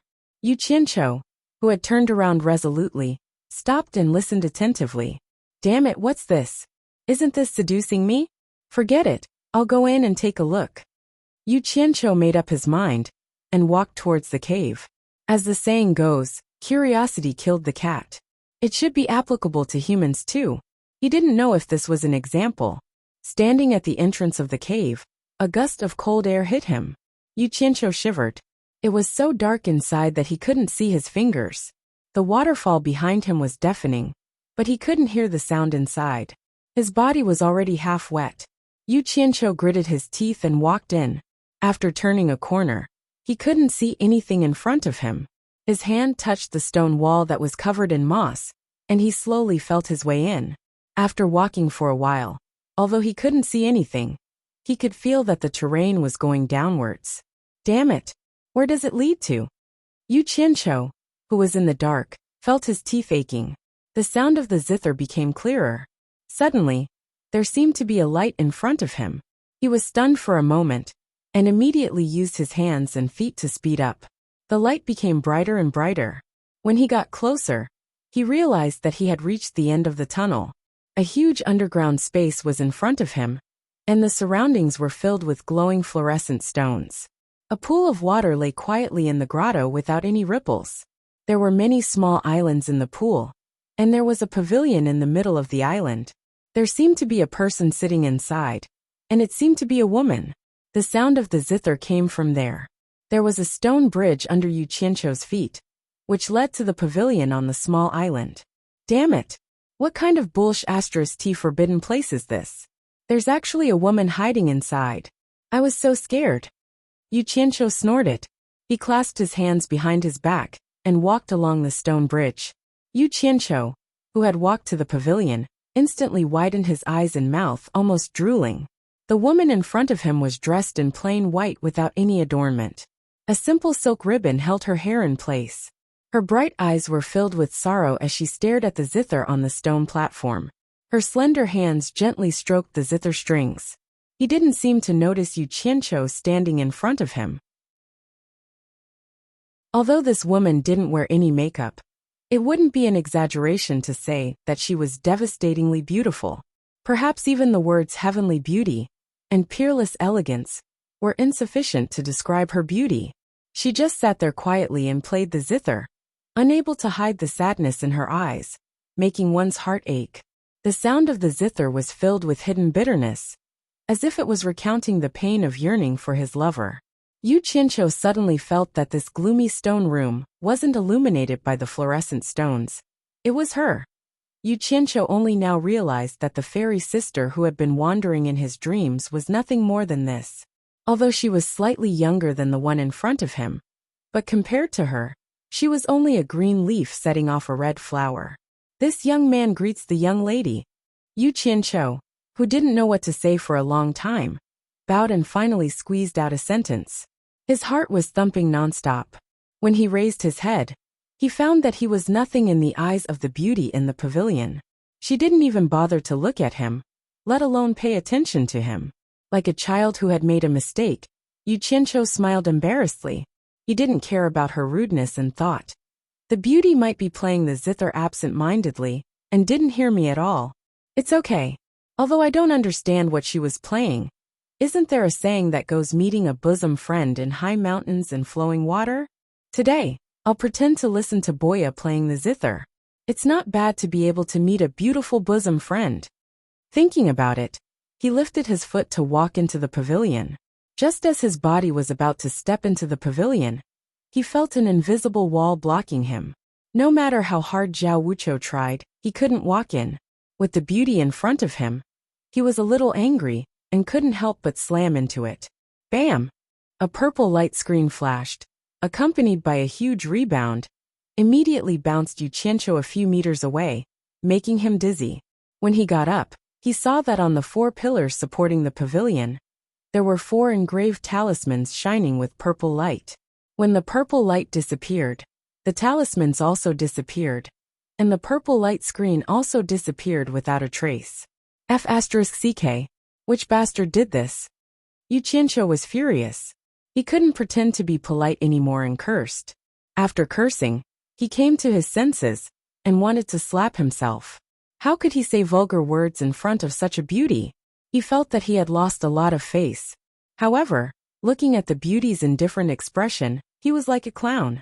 After blushing, he walked over with a serious expression and asked seriously, "Did those old farts on Kwangsung imprison you?" The beauty still ignored him and continued to play the zither. After that, he changed all kinds of questions, but she still didn't respond. In the end, Yu Qianqiu, whose pride was hurt, got nothing. He walked out of the cave dejectedly. Not long after he left, a white silhouette flew in. It was a beautiful girl. She walked to the outside of the pavilion and sat down. She supported her beautiful face with her legs and quietly listened to the woman in the pavilion playing the zither. If Yu Qianqiu saw this girl, he would definitely be shocked. Wasn't this the fairy sister that he dreamed of? "Master, let me ask you something." How Sansi, who was holding the wine pot, looked up and saw his disciple's impotent look. He couldn't help but smile. "What is it? Do you know about the stone cave in the back mountain?" Yu Qianqiu asked. "Why? You went there?" How Sansi was stunned. Seeing his disciple nodding, he immediately said, "That was the place where criminals were imprisoned. There used to be many powerful disciples guarding it, so it was listed as a forbidden area. Nowadays the cultivation world is quite peaceful. It hasn't been used for hundreds of years. Otherwise, how could you have entered?" "That can't be right." Yu Qianqiu was puzzled. "Why did I see an imprisoned woman in there?" "Oh, you're talking about that white fox spirit. She was imprisoned by the previous sect master 200 years ago. Originally, she was imprisoned for 100 years, so that she could repent and turn over a new leaf. When the time limit was up, she refused to come out, so she kept staying there." "White fox spirit?" Yu Qianqiu was stunned. "Master, you're saying she's a fox spirit? What's so strange about that? A fox spirit that has cultivated for 1,000 years can naturally transform into a human form." How Sansi suddenly stopped and looked at his disciple up and down. He smiled strangely. "Disciple, don't tell me you fell in love with her because she's pretty?" "Tisk." Yu Qianqiu felt guilty. He made a fake sound and changed the topic. "Master, tell me quickly, why was she imprisoned by the previous sect master?" "I'm warning you, humans and demons are different. Don't have any ideas about her. Otherwise, don't blame me for not warning you if she sucked your essence dry." How Sansi seemed to see through his disciple's thoughts. After reminding him carefully, he drank a mouthful of wine and sighed. "She's a demon trapped by love." After listening to his master's narration, Yu Qianqiu felt that it was really a cliché story. However, he couldn't help but sigh. It turned out that the woman in the pavilion was really a white fox spirit that had cultivated for 1,000 years. Before she cultivated into a human form, she was injured by a hunter. Fortunately, a scholar saved her. 1,000 years later, the white fox spirit cultivated into a human form and looked for her savior to repay the kindness. She found a handsome young man. The white fox believed that he was her savior in his previous life. The young man didn't know the true identity of the young woman. He was shocked by her beauty and finally fell in love with her. They became husband and wife. In the following days, the two of them loved each other. The young man studied hard in order to get a place in the imperial examinations and bring honor to his ancestors. The young woman washed her clothes and took good care of him. Hard work paid off. After studying hard for 10 years, the young man really got a place in the imperial examinations. As expected, he got the first place in the imperial examinations. The only regret was that the two of them didn't have a child of their own for many years. It could also be the reason for the combination of human and demon. The young man became the top scholar and the disciple of the emperor. His status suddenly became extraordinary. The prime minister of the Huaxia Empire took a fancy to him and wanted to recruit him. However, he already had a wife at home, so he couldn't do it. The prime minister was angry and hinted that if he still wanted to achieve great things, he should divorce his wife at home. Otherwise, he would make his future bleak. The top scholar was in a dilemma. On one side was a good wife, and on the other side was a proud daughter. It was really difficult to choose. But in the end, He couldn't resist the despotic power of the prime minister. With the reason that he couldn't have children and couldn't pass on the incense, he divorced his wife. The white fox was in so much pain that she wanted to die. She knew that she was a demon and really couldn't give birth to her husband's family. She silently accepted her husband's letter of divorce. Although she was divorced, the young woman still loved the young man deeply and had been waiting for him in secret. Not long after the prime minister's daughter married the top scholar, she suddenly died of illness. Hearing people slander, the prime minister was furious. He mistakenly thought that the top scholar was dissatisfied with his daughter and killed her. With the power of the prime minister, there was no need to say what would happen to a new official. At that time, the white fox had something to do and left. When she returned, her sweetheart had been beheaded. The white fox was heartbroken. In a rage, she killed hundreds of people in the prime minister's mansion. This matter shocked the whole capital. The national master was no match for the white fox, so he invited the head of the Sung. This led to the white fox being imprisoned. Men easily bend for power, and women easily hurt by love. This has been the case since ancient times. Yu Qianqiu sighed. He finally knew the reason why the beauty was so sad and sad. Although he knew that the beauty was a fox spirit, that unparalleled face lingered in his mind for a long time. In the following days, he couldn't calm down at all. The forbidden stone cave was still dark. Although he had his master's advice, Yu Qianqiu couldn't help but come again. He found the luminous fluorite that he had pried from the stone cave last time. On the other side of the bridge, the person was still the same, the zither was still the same, and the sound of the zither was still the same. Yu Qianqiu slowly walked over and stood in front of the pavilion, quietly looking at the face that could subdue all men in the world. Who could tell that such a beautiful woman was actually a fox spirit from her appearance? The sound of the zither was sad. After Yu Qianqiu knew the story of the white fox, he actually felt that the sound of the zither was somewhat familiar, as if he had heard it in his previous life. His lips moved slightly, and he couldn't help but sing along with the sound of the zither. I am a fox that has been cultivating for 1,000 years. 1,000 years of cultivation, 1,000 years of loneliness. In the dead of night, can anyone hear me crying? In the dim light, can anyone see me dancing? I am a fox that has been waiting for 1,000 years. 1,000 years of waiting, 1,000 years of loneliness. Who planted the poison of love in the mortal world? Who drank the poison of love in the vast sea of people? When I loved you, you were poor and studying hard. When I left you, you were nominated for a wedding. Can I dance for you again?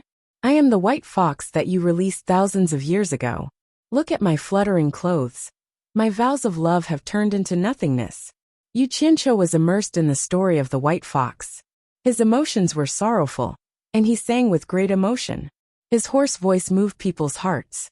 What he didn't know was that when he sang the line, I love you, you were poor and studying hard, the sound of the zither in the pavilion had already come to an abrupt stop. When he sang the line, I am the white fox that you released thousands of years ago, that peerless face that was only for that person, and not for anyone else, had already quietly lifted up. She stared blankly at Yu Qianqiu, and a pair of crystal-clear tears slid down her beautiful eyes, dripping down her cheeks and smashing onto the zither, shattering it into pieces.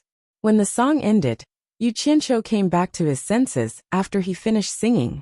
He was surprised to find the two heartbreaking tear stains. Their eyes met, and the two stared at each other for a long time. Yu Qianqiu immediately understood, and he was secretly pleased. Damn! I found a soulmate. So one song can settle it, it's so simple. If I knew this, I wouldn't have made a fool of myself that day. Damn! I finally understand. It's no wonder those small singers in my previous life had so many fans when their voices were loud. And they were all hardcore fans. Looks like my voice isn't bad. Although I only have one fan, it's worth 10,000. Not bad, not bad. Next, watch me continue to perform. Whether I'm a hardcore fan or not will depend on this. Yu Qianqiu's heart was perturbed, but he resolutely turned around and walked out of the cave with firm steps. He thought to himself, 1 step, 2 steps, 3 steps. Damn, why aren't you asking me to stay? Wait until I'm out. I won't be able to hear you anymore." The white fox's eyes were filled with tears. Suddenly, she realized that the person in front of her was no longer there. She came back to her senses and saw the back of the person walking out. She hurriedly shouted, "Young master, please wait." It's okay. Big sister over 1,000 years old, I thought you were mute. I'm scared. I'm so scared that my little heart is thumping. TSK. However, when a beauty opens her mouth, it's really different. She even called out, "Young master, please wait," so nicely. My bones are going soft. Hehe, my hardcore fan is here. Yu Qianqiu was extremely pleased that his little plan had succeeded. He put on a look that he thought was handsome and slowly turned around. He said indifferently, "Miss, don't worry. Are you calling me?" The white fox stood up and bowed to him. "Young master, may I ask, where did the song you sang just now come from?" What a good figure. Every frown and movement was enough to captivate the soul. No wonder the shrews in his previous life scolded women who seduced their husbands as vixens. Yu Qianqiu was a little infatuated. He forcefully suppressed his shaking soul and sighed. "I'm Ong Kuangsung's disciple. I heard about your story a few days ago and came to see you once. Seeing that you're so sentimental, I'm deeply moved. I especially played along with your zither and gave you a song to express my admiration for you." But in his heart he prayed, "Sister Chunrui from Earth, I'm borrowing your song to pick up girls. Please don't stoop to my level. Amitba, I've sinned. You flatter me, young master." The white fox finished speaking and hesitated. She said uneasily, "I have a presumptuous request. I hope young master can agree to it." Yu Qianqiu frowned and thought, "What presumptuous request? Do you want to suck me dry? I won't do that." The white fox saw that he was hesitating and was afraid that he would not agree. She quickly added, "Can young master teach me this song? I'll definitely repay you after I master it." "What kind of repayment? Devote yourself to me? No way. Master said that I'll be sucked dry by you." Yu Qianqiu thought about it and realized that this was the other party's request. He walked to the pavilion and said generously, "Such a small matter is only natural. Getting to know each other is fate. Don't talk about repaying me generously. From today onwards we are friends. It's fine as long as we keep in touch." This shameless thing had set a tone for the relationship between the two of them. When young master was singing just now, I was lost in thought. Can young master sing it again? The white fox was a little shy. She felt that this request was too much.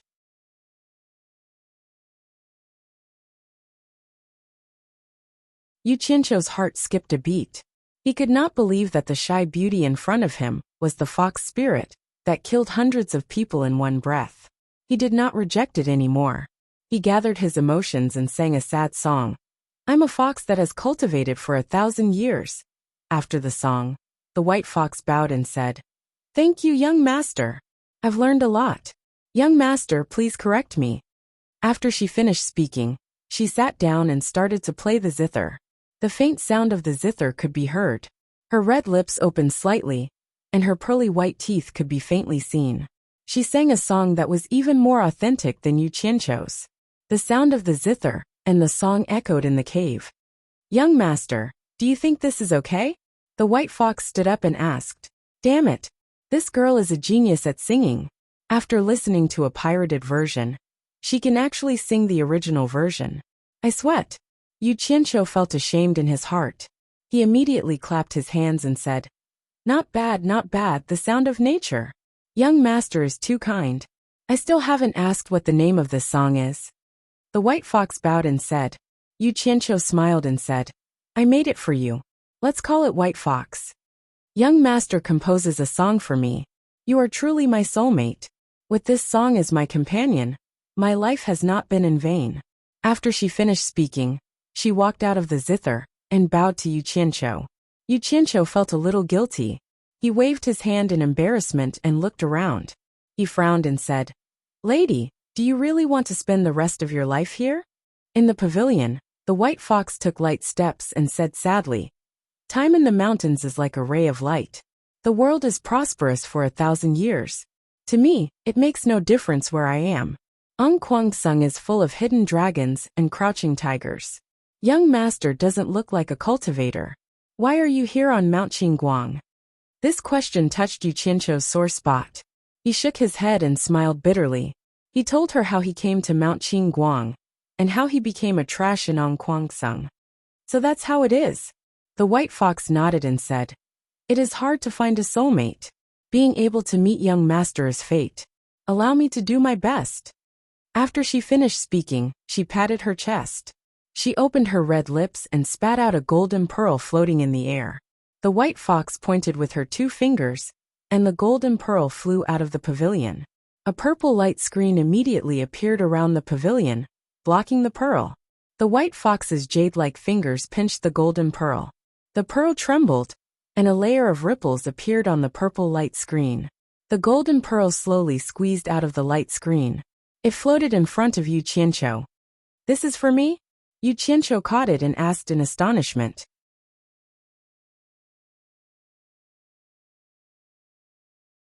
The white fox nodded and said, That year, it was for this item that my husband's life was delayed. This made me feel endless regret. Ever since I obtained it, I have never used it. However, there is no doubt about the effect of this item. When I was in prison, my cultivation had just reached the late stage of nascent soul. I have not cultivated for 200 years. Now, I have unexpectedly reached the late stage of passing tribulation. As for the other uses of this item, I have never studied it and do not know. However, it will definitely have a miraculous effect on changing young master's physique. This point I am deeply aware of. Young master can directly consume it. Ah, Yu Qianqiu was shocked. He had never cultivated before. To be able to reach the late stage of passing tribulation from the late stage of nascent soul in 200 years, that was a gap of 3 whole levels. As a person in Ongquangsung, even if he had never eaten pork, he had seen pigs run. Ordinary cultivators, even if they wholeheartedly cultivated, would rarely be able to smoothly cultivate from the late stage of nascent soul to the late stage of passing tribulation in 200 years. This point could be seen from the fact that the head of Ongquangsung, Lu Chongqing, was only able to reach the middle stage of nascent soul in 200 years. Truly a good treasure, Yu Qianqiu exclaimed. The white fox raised her hand and gestured, Young master. The former nodded and glanced at the little bit of red lips. She thought to herself, It came out of her mouth and was swallowed into my mouth. I don't know if this counts as an indirect kiss. Smelling the faint fragrance of the bead, she raised her head and swallowed it into her mouth. Only then did he realize that this egg-sized item was very difficult to swallow. The white fox made a finger seal at him. Yu Qianqiu felt a huge pain in his throat, as if it was about to be torn apart. The golden pearl had already entered his body.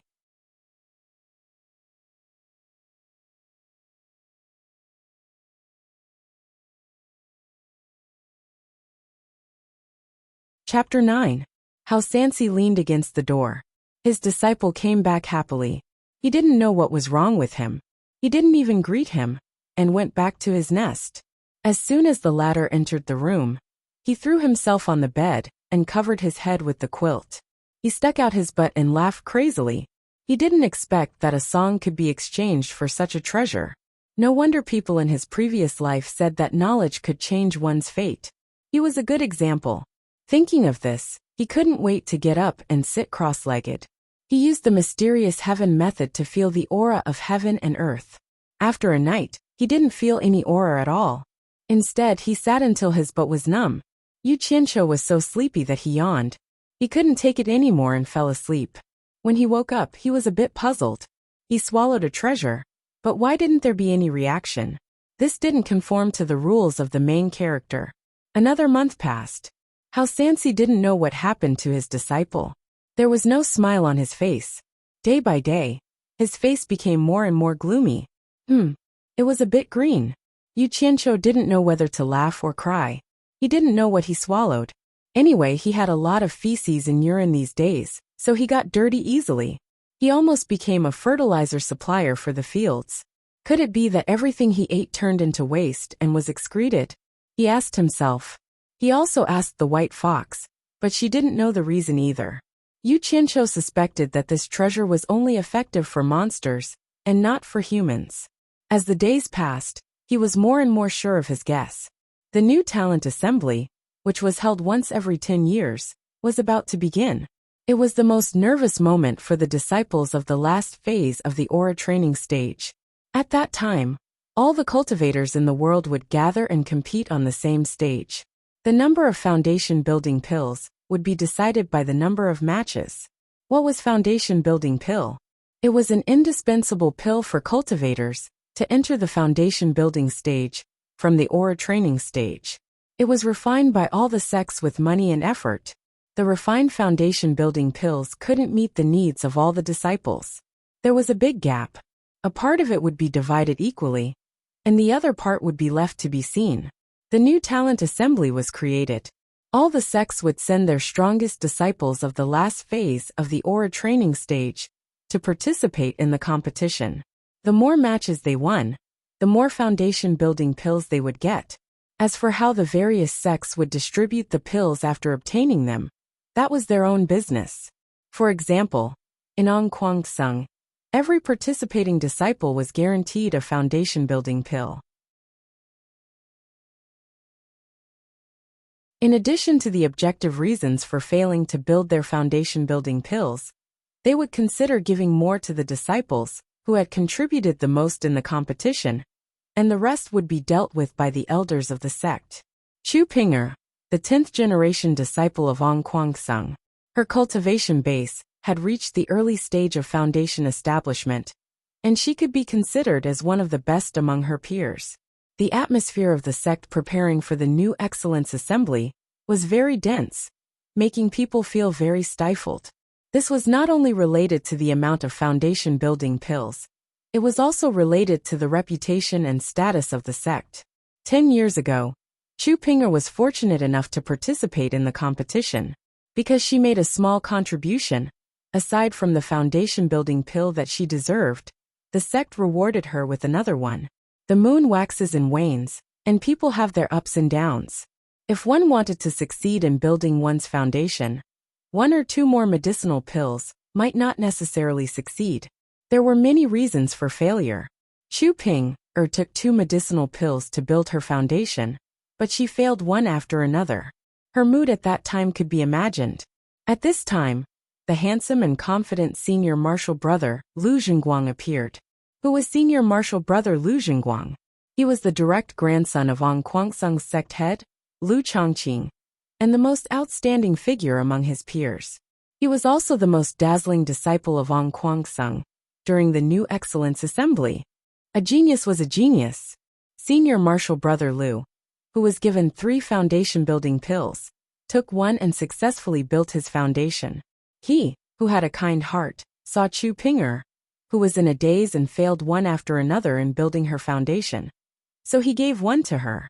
Chu Pinger really didn't expect that senior marshal brother Lu would actually give such a precious thing to someone else. Overjoyed, she once again built her foundation. She finally succeeded. From then on, senior marshal brother Lu became the one that Chu Pinger's heart secretly yearned for. Unfortunately, he wholeheartedly cultivated, thus fulfilling the unrequited love of many female disciples, including Chu Pinger. I haven't seen senior marshal brother Lu these past few days. I wonder what he's doing? Is he okay? Chu Pinger, who was walking towards the back of the mountain, couldn't help but blush when she thought of this. The sect prohibited disciples from flying on swords. Although Chu Pinger had reached the foundation building stage and could already fly on swords, she still carefully walked through the thorny path that led to the forbidden area below. A few years ago, Chu Pinger accidentally discovered this place. After seeing the imprisoned woman in the forbidden cave, she, who had always been confident in her appearance, immediately knew who was superior and who was inferior. It had already been a few years, and she hadn't spoken a single word to the imprisoned woman. One time, when she was flipping through the ancient books in the sect's scripture pavilion, she found out that the woman was a fox spirit that cultivated into a human form. She was shocked and amazed by her beauty, especially because she played the zither very well. She faintly missed her, just like how she felt for senior marshal brother Lu. It had been a few years, and she never got tired of listening to it. Every time she missed Senior Marshal Brother Lou but couldn't see him, she would come here. Thinking of Senior Marshal Brother Lou, she couldn't help but quicken her pace. She took out a fluorite and quickly shuttled through the dark cave. Hey! Someone is singing. The singing, accompanied by the sound of the zither, made her stop. After a little hesitation, Chu Pinger walked into the grotto and covered her mouth in surprise. She really couldn't believe that the woman who hadn't spoken a word for several years was actually singing. Chu Pinger flew to the pavilion and confirmed that her eyes weren't playing tricks on her. After a long time, she slowly sat down, supported her chin with her legs, and listened to the woman singing the bitter past. I'm a fox that has cultivated for 1,000 years. Did anyone see me dance in the dim light? When I left you, you were in the middle of the Golden Role nomination. The vows of undying love turned into nothingness. Chu Pinger listened to the song and could already imagine the past of the white fox. The woman in white clothes like snow, who was heartbroken, danced in the dark, looked at the man drinking and chatting merrily in the dim light, only hoping that he would look at her again and know that she was dancing for him. 2 lines of tears fell silently from Chu Pinger's eyes. When she listened to it for the second time, she was choking with tears. When she listened to it for the third time, she was already a complete mess, with tears streaming down her face. She couldn't listen to it anymore. She stood up abruptly, wiped her tears, and ran out of the grotto. When she ran out of the grotto, Chu Pinger was still immersed in the story, choking with tears. It seemed that this kind of thing was too destructive to innocent girls. She wondered what young master you would think if he knew about it. After a long time, Chu Pinger finally stopped and looked at the cave behind the waterfall in a daze. She only came back to her senses when she felt her face was wet. She raised her hand to wipe it away, and her hands were full of tears. She couldn't help but stomp her feet and say, "Aya, my face is all wet from crying. What if I meet Senior Marshal Brother Lou? What should I do?" She turned to look at the clear pool under the waterfall. She seemed to have thought of something and looked around. She didn't know that behind the forest not far away, Yu Qianqiu was looking at her with his mouth wide open. He also didn't know why. With Chu Pinger's cultivation, even the useless Yu Qianqiu didn't notice her. That face couldn't be any more familiar. It was the fairy sister that Yu Qianqiu had been dreaming of. But he didn't expect her to be Ong Kuangsung's disciple. A certain someone kept shouting in his heart, "Fate, fate. If this isn't fate, then what is? It's really King Fate. What does fairy sister want to do?" Chu Pinger walked to the side of the pool, took down the long sword on her back, and placed it by her feet. She then gently untied her snow-white gown, revealing her curvaceous figure. After putting down her gown, her slender hands started to untie the buttons on her collar, one by one. I'm rich. I'm rich." Yu Qianqiu was dumbstruck.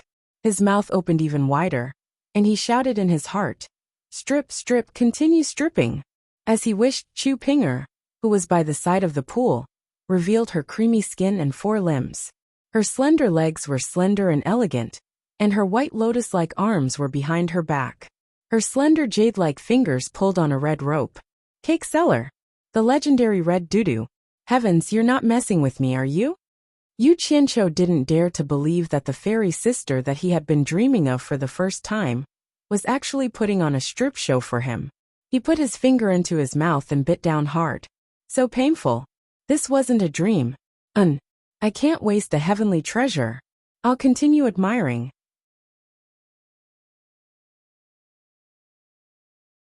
Chapter 10. Black hair. Jade body. On the upright steamed bun, 2 red cherries jumped up and down. A certain someone swallowed his saliva and murmured, protruding front and back, long legs, beautiful bubbling. A thread of sparkling and translucent liquid came out from the corner of his mouth. His nasal cavity was hot, and 2 streams of liquid flowed out. He stuck out his tongue and licked his lips. It was a little salty. He raised his hand and wiped it. The back of his hand was bright red. F***CK. I have a nosebleed. Yu Qianqiu screamed. Who? A scream came from the side of the pool. Chu Pinger, who was just about to go into the water, heard someone speak. She was scared out of her wits.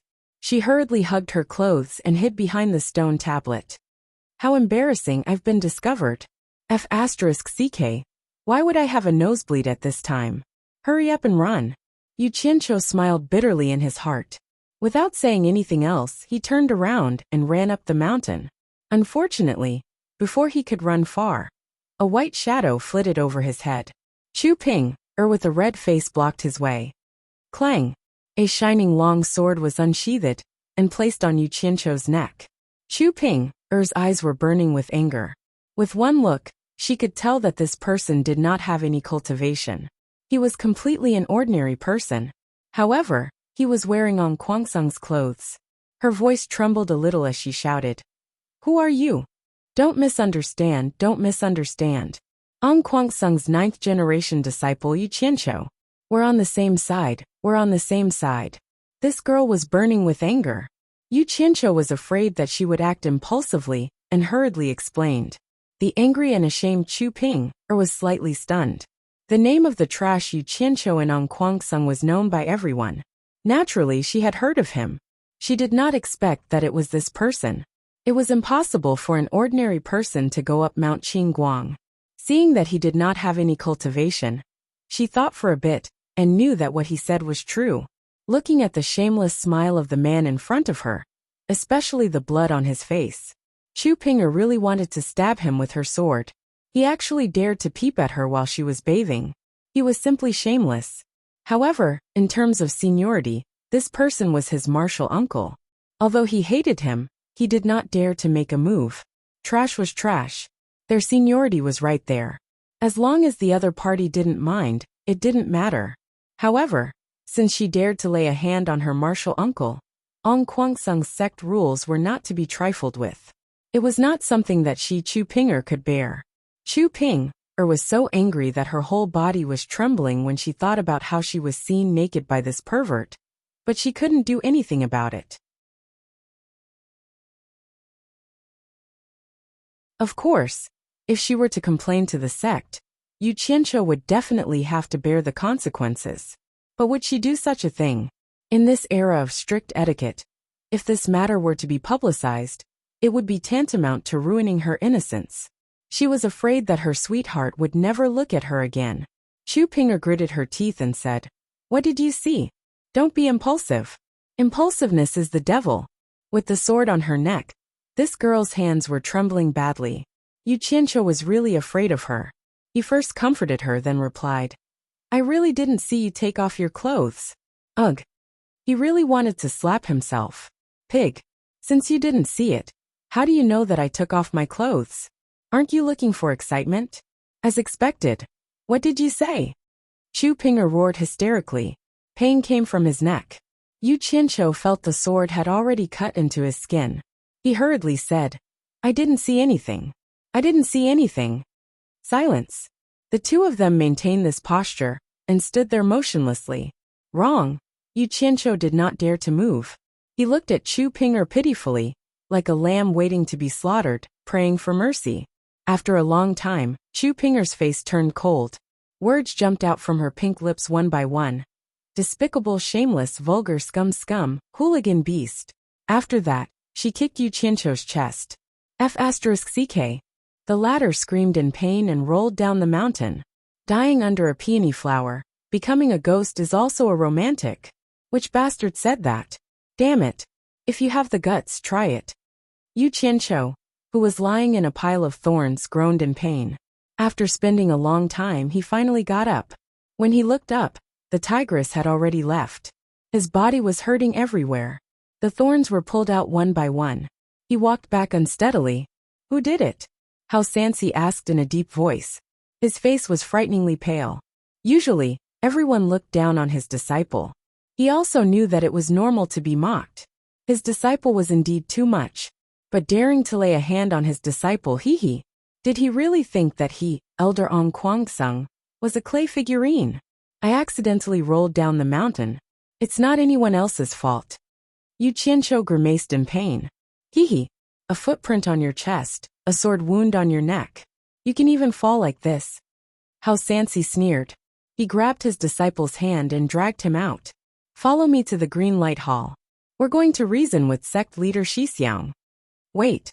Yu Qianqiu shouted. How would he dare to go to the Green Light Hall? He would be chased down the mountain. Thinking that his master was not an old-fashioned person, he smiled bitterly and told him what happened. Actually, he did not want to say it. It wasn't something to be proud of. He had to say it. The old man's face was so black that it could bite someone to death. Of course, he emphasized that he did not intentionally see a beauty undressing. How Sansi, who was grabbing his disciple's hand, was stunned. His facial muscles twitched, and he suddenly lost his anger. After a long time he said, "You deserve it. Master, let's not talk about whether I deserve it or not. Help me remove the thorns on my back first." After a night, Yu Qianqiu suddenly found that his body that was riddled with holes had recovered. There was not even a scar. His swollen face had recovered to its original state. He could not help but praise Kwangsung for being a blessed land. Not only was it rich in spiritual energy, but it also healed so quickly.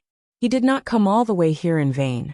Feeling refreshed, he walked around the courtyard a few times, stretching his muscles and bones. But the way his master looked at him seemed a little strange. As the saying goes, once a scar is healed, forget the pain. It was referring to people like Yu Qianqiu. These few days, he always felt that the scenery of the forbidden pool was not bad. When he had nothing to do, he would go there and take a walk. He comforted himself that he was going to see the white fox.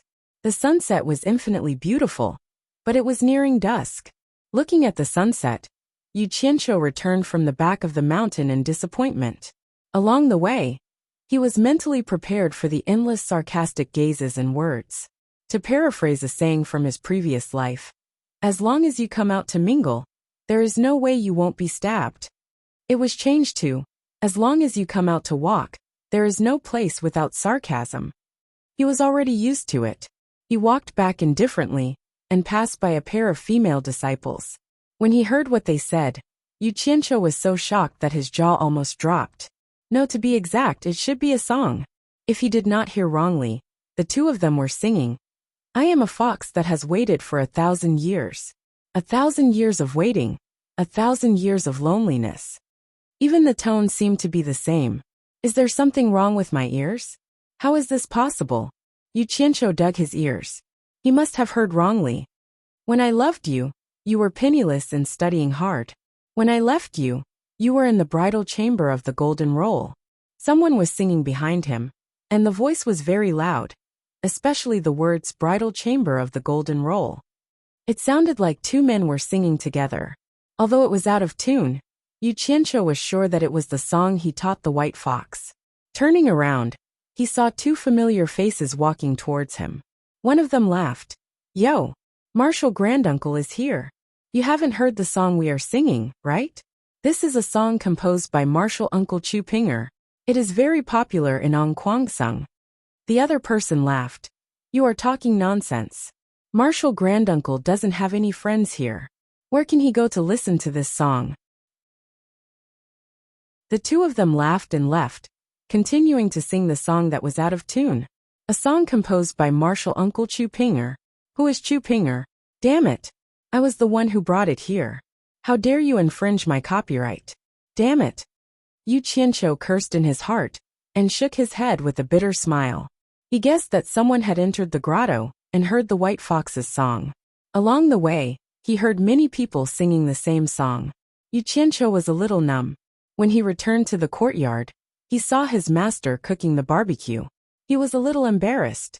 He had not done any proper work recently, and had not been filial to his master for a long time. He actually forced his lazy master to do it himself. He walked in front of his master, and picked up the wine pot on the table. He laughed. "Master, you are resting. Let me do it.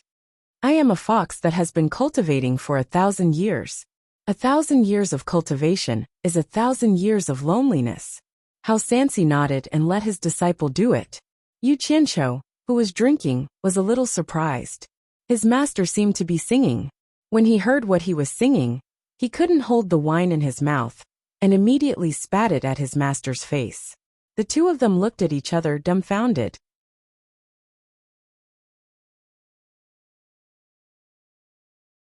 Chapter 11. How Sansi's face twitched as he wiped the wine off his face and said hatefully, "Little brat, what are you doing? My throat is sore and I can't hold it in. I think the injuries from last time have not fully healed, and I can't stand this smoke. I'll go back first, please forgive me, master." Finished speaking, he ran back to his room. Yu Qianqiu patted his chest. His master was almost 200 years old, and he had unexpectedly started to sing. Although the action just now was unintentional, it was still very disrespectful. Master is a good person. Thinking about how Sansi had taken care of him during this period of time, and had never put on airs as his master, he could not help but sigh. Sitting cross-legged on the bed, he continued his useless practice. This is Yu Qianqiu, who had entered a state of emptiness, suddenly opened his eyes and his lips trembled as he said, "Spiritual energy." He closed his eyes again in disbelief. It really was spiritual energy. The substance in the air that made people feel refreshed was like a happy little fairy wandering around. Yu Qianqiu was so excited that he was trembling a little. It had been almost a year, and he had been sitting in a dull and boring manner every day. Countless mocking eyes, was it really okay? Everything was for persistence, and he firmly believed that he would succeed. Happiness came too suddenly, and he did not dare to think too much about it. He stabilized his emotions, and got rid of all distracting thoughts. Using the mysterious heaven skill that could not be more familiar, he breathed in and out the air. Since he could feel the incoming spiritual energy, he could also retain it and slowly infuse it into his 8 extraordinary meridians, circulating it in his meridians. His whole body was like a precise machine. The loose spiritual energy circulated for a few rounds, and turned into a continuous stream of qi, flowing into his dantian, like a river flowing into the ocean. The absorption of the spiritual energy became smoother and smoother, methodically circulating under the guidance of the mysterious heaven skill. With the influx of spiritual energy, the dantian, which was originally a ball, inflated like a balloon. Yu Qianqiu immediately felt his whole body warm and comfortable to the point that he let out a slight moan. The spiritual energy of Mount Qingguang was naturally worlds apart from that of the secular world. Otherwise, it would not have attracted the attention of cultivators and become their own. However, if he wanted to inflate his dantian in one go, it was not something that could be done in a short time. Yu Qianqiu, who was immersed in the pleasure, ignored the passage of time and focused on absorbing the spiritual energy. In the blink of an eye, 2 days had passed, but he was completely unaware of it. His disciple hadn't come out to eat for 2 days. Could it be that he was afraid because he sprayed wine all over his face? Sansi was a bit worried. Cultivators who didn't need to eat were those who had reached the core formation stage and were able to abstain from eating. If mortals didn't eat for a few days, they would die. Is master such a petty person? Sansi's thoughts went astray. He was a little unhappy and decided to enlighten his disciple. He walked over and pushed open the door without saying a word. Yu Qianqiu was sitting cross-legged on the couch with a smile on his face. His forehead was glistening. He didn't look like someone who hadn't eaten for 2 days. He was in good spirits. The mysterious heaven skill is absorbing the spiritual energy. Sansi's mouth opened so wide that a fist could fit in it. His face was full of surprise and disbelief. He stretched out a trembling hand and released a white true energy from his palm. The white true energy swirled and curled into Yu Qianqiu's mouth and nose. There was no need to think anymore. His disciple had already learned the mysterious heaven skill. Sansi couldn't help but burst into tears. Could it be that God had opened his eyes? When he accepted Yu Qianqiu in the green light hall, he was afraid that his senior brother would be embarrassed. He didn't want to embarrass his senior brother, so he did him a favor at little cost. Otherwise, no one would accept this kind of disciple who didn't have the slightest cultivation root. Kuang-sung had been in the cultivation world for thousands of years. He had encountered this kind of thing more than once. But who didn't want their descendants to live to 100 years old? What was the point of entering Kuang-sung? They all achieved nothing and died of depression before they reached 100 years old. People who didn't have the cultivation root wanted to cultivate. The gap that couldn't be crossed was still vivid. At first, Sansi didn't care. He just accepted a disciple who did odd jobs. As time went on, Yu Qianqiu's tireless and persistent efforts moved him. He also deeply felt the unwillingness and bitterness in his disciple's heart. But what could he do? He couldn't help at all. He could only try his best to treat Yu Qianqiu better. He hoped that his disciple could live a happy life for decades. Was it really heaven rewards the diligent? How Sansi silently wiped away the tears on his face. Looking at the smile on his disciple's face, he was very comforted. Then he went out and left the door unlocked. He sat down cross-legged at the door. He wanted to protect his disciple. This was the key moment of entering the cultivation world. He must not be disturbed. As the saying goes, the sea can accommodate all rivers, and the sea is big. When a cultivator just entered the cultivation world, it was the key moment of forming the dantian. Usually, the more spiritual energy the dantian could absorb in the early stage, the larger the capacity of the dantian. This also meant that the future of cultivation would be higher. At such a moment, Hao Sansi didn't dare to be careless. In the cultivation world, cultivation was divided into 5 levels: Qi refining, foundation establishment, core formation, nascent soul, and tribulation passing. Under normal circumstances, those who couldn't form their dantian for more than 2 days would have a hard time reaching the foundation establishment stage. Foundation establishment was possible in 2 days, core formation was possible in 3 days, nascent soul was possible in 4 days, and tribulation passing was possible in 5 days. Although it was said that it was possible, it didn't rule out other reasons for failure. However, this kind of calculation was basically true in the cultivation world. When Hao Sansi entered the cultivation world, he had formed his dantian for more than 4 days. Now he had reached the early stage of nascent soul. Now that his disciple had formed his dantian for more than 2 days, it shouldn't be a problem for him to reach the foundation establishment stage. Yu Qianqiu sat on the bed. 2 days had passed, and he felt that his dantian had swelled into a ball. It seemed that the speed at which spiritual energy was absorbed had slowed down. He wanted to use spiritual energy to form a bigger ball, but he didn't have the strength to do so. He had read about forming his dantian in the Mysterious Heaven Method book, so he knew about it. However, he had reached his limit. Just as he was about to stop, he suddenly felt something moving in his chest. That thing seemed to be attracted by the vital energy in his dantian and slid towards it. When that thing drilled into his dantian, the originally small dantian suddenly squeezed something in, as if it was about to be torn apart. Yu Qianqiu was in so much pain that he was sweating all over. He wanted to scream, but he couldn't. There was a loud bang in his mind, and an image appeared in his mind. In the white haze, a golden ball floated and slowly rotated. Yu Qianqiu immediately came to a realization. Wasn't this the golden bead that the white fox gave him that day? When he felt the pain of his dantian being invaded, he couldn't help but be stunned. Was the image in his mind the scene in his dantian? He saw the golden bead rotating, driving the white vital energy in his dantian. After it was stirred into strands of white silk, it was absorbed by the golden bead. F***ck. Yu Qianqiu was shocked. The vital energy in his dantian was almost completely absorbed by the golden bead. His dantian, which had not been shaped for long, was slowly collapsing. If this was really the case, then all his previous efforts would have been in vain. He wanted to stop the golden bead, but he couldn't control it at all. Damn it! I worked hard for a whole year, and now I'm back to square one. Yu Qianqiu hurriedly used the Mysterious Heaven method. A steady stream of spiritual energy was absorbed, turning it into vital energy and entering his dantian. Although the golden bead was small, it was like a bottomless pit, absorbing however much vital energy there was. Yu Qianqiu couldn't figure out what it was, so he decided to fight it with his life. If he didn't take advantage of the fact that his dantian was not shaped yet, then he wouldn't be able to have a high cultivation in this lifetime.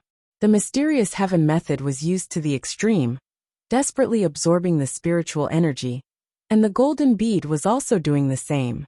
The man and the bead were stuck together. The 3rd day passed. Hao Sansi didn't expect this useless disciple to have a bit of talent. He released his vital energy again, and it was quickly absorbed by Yu Qianqiu.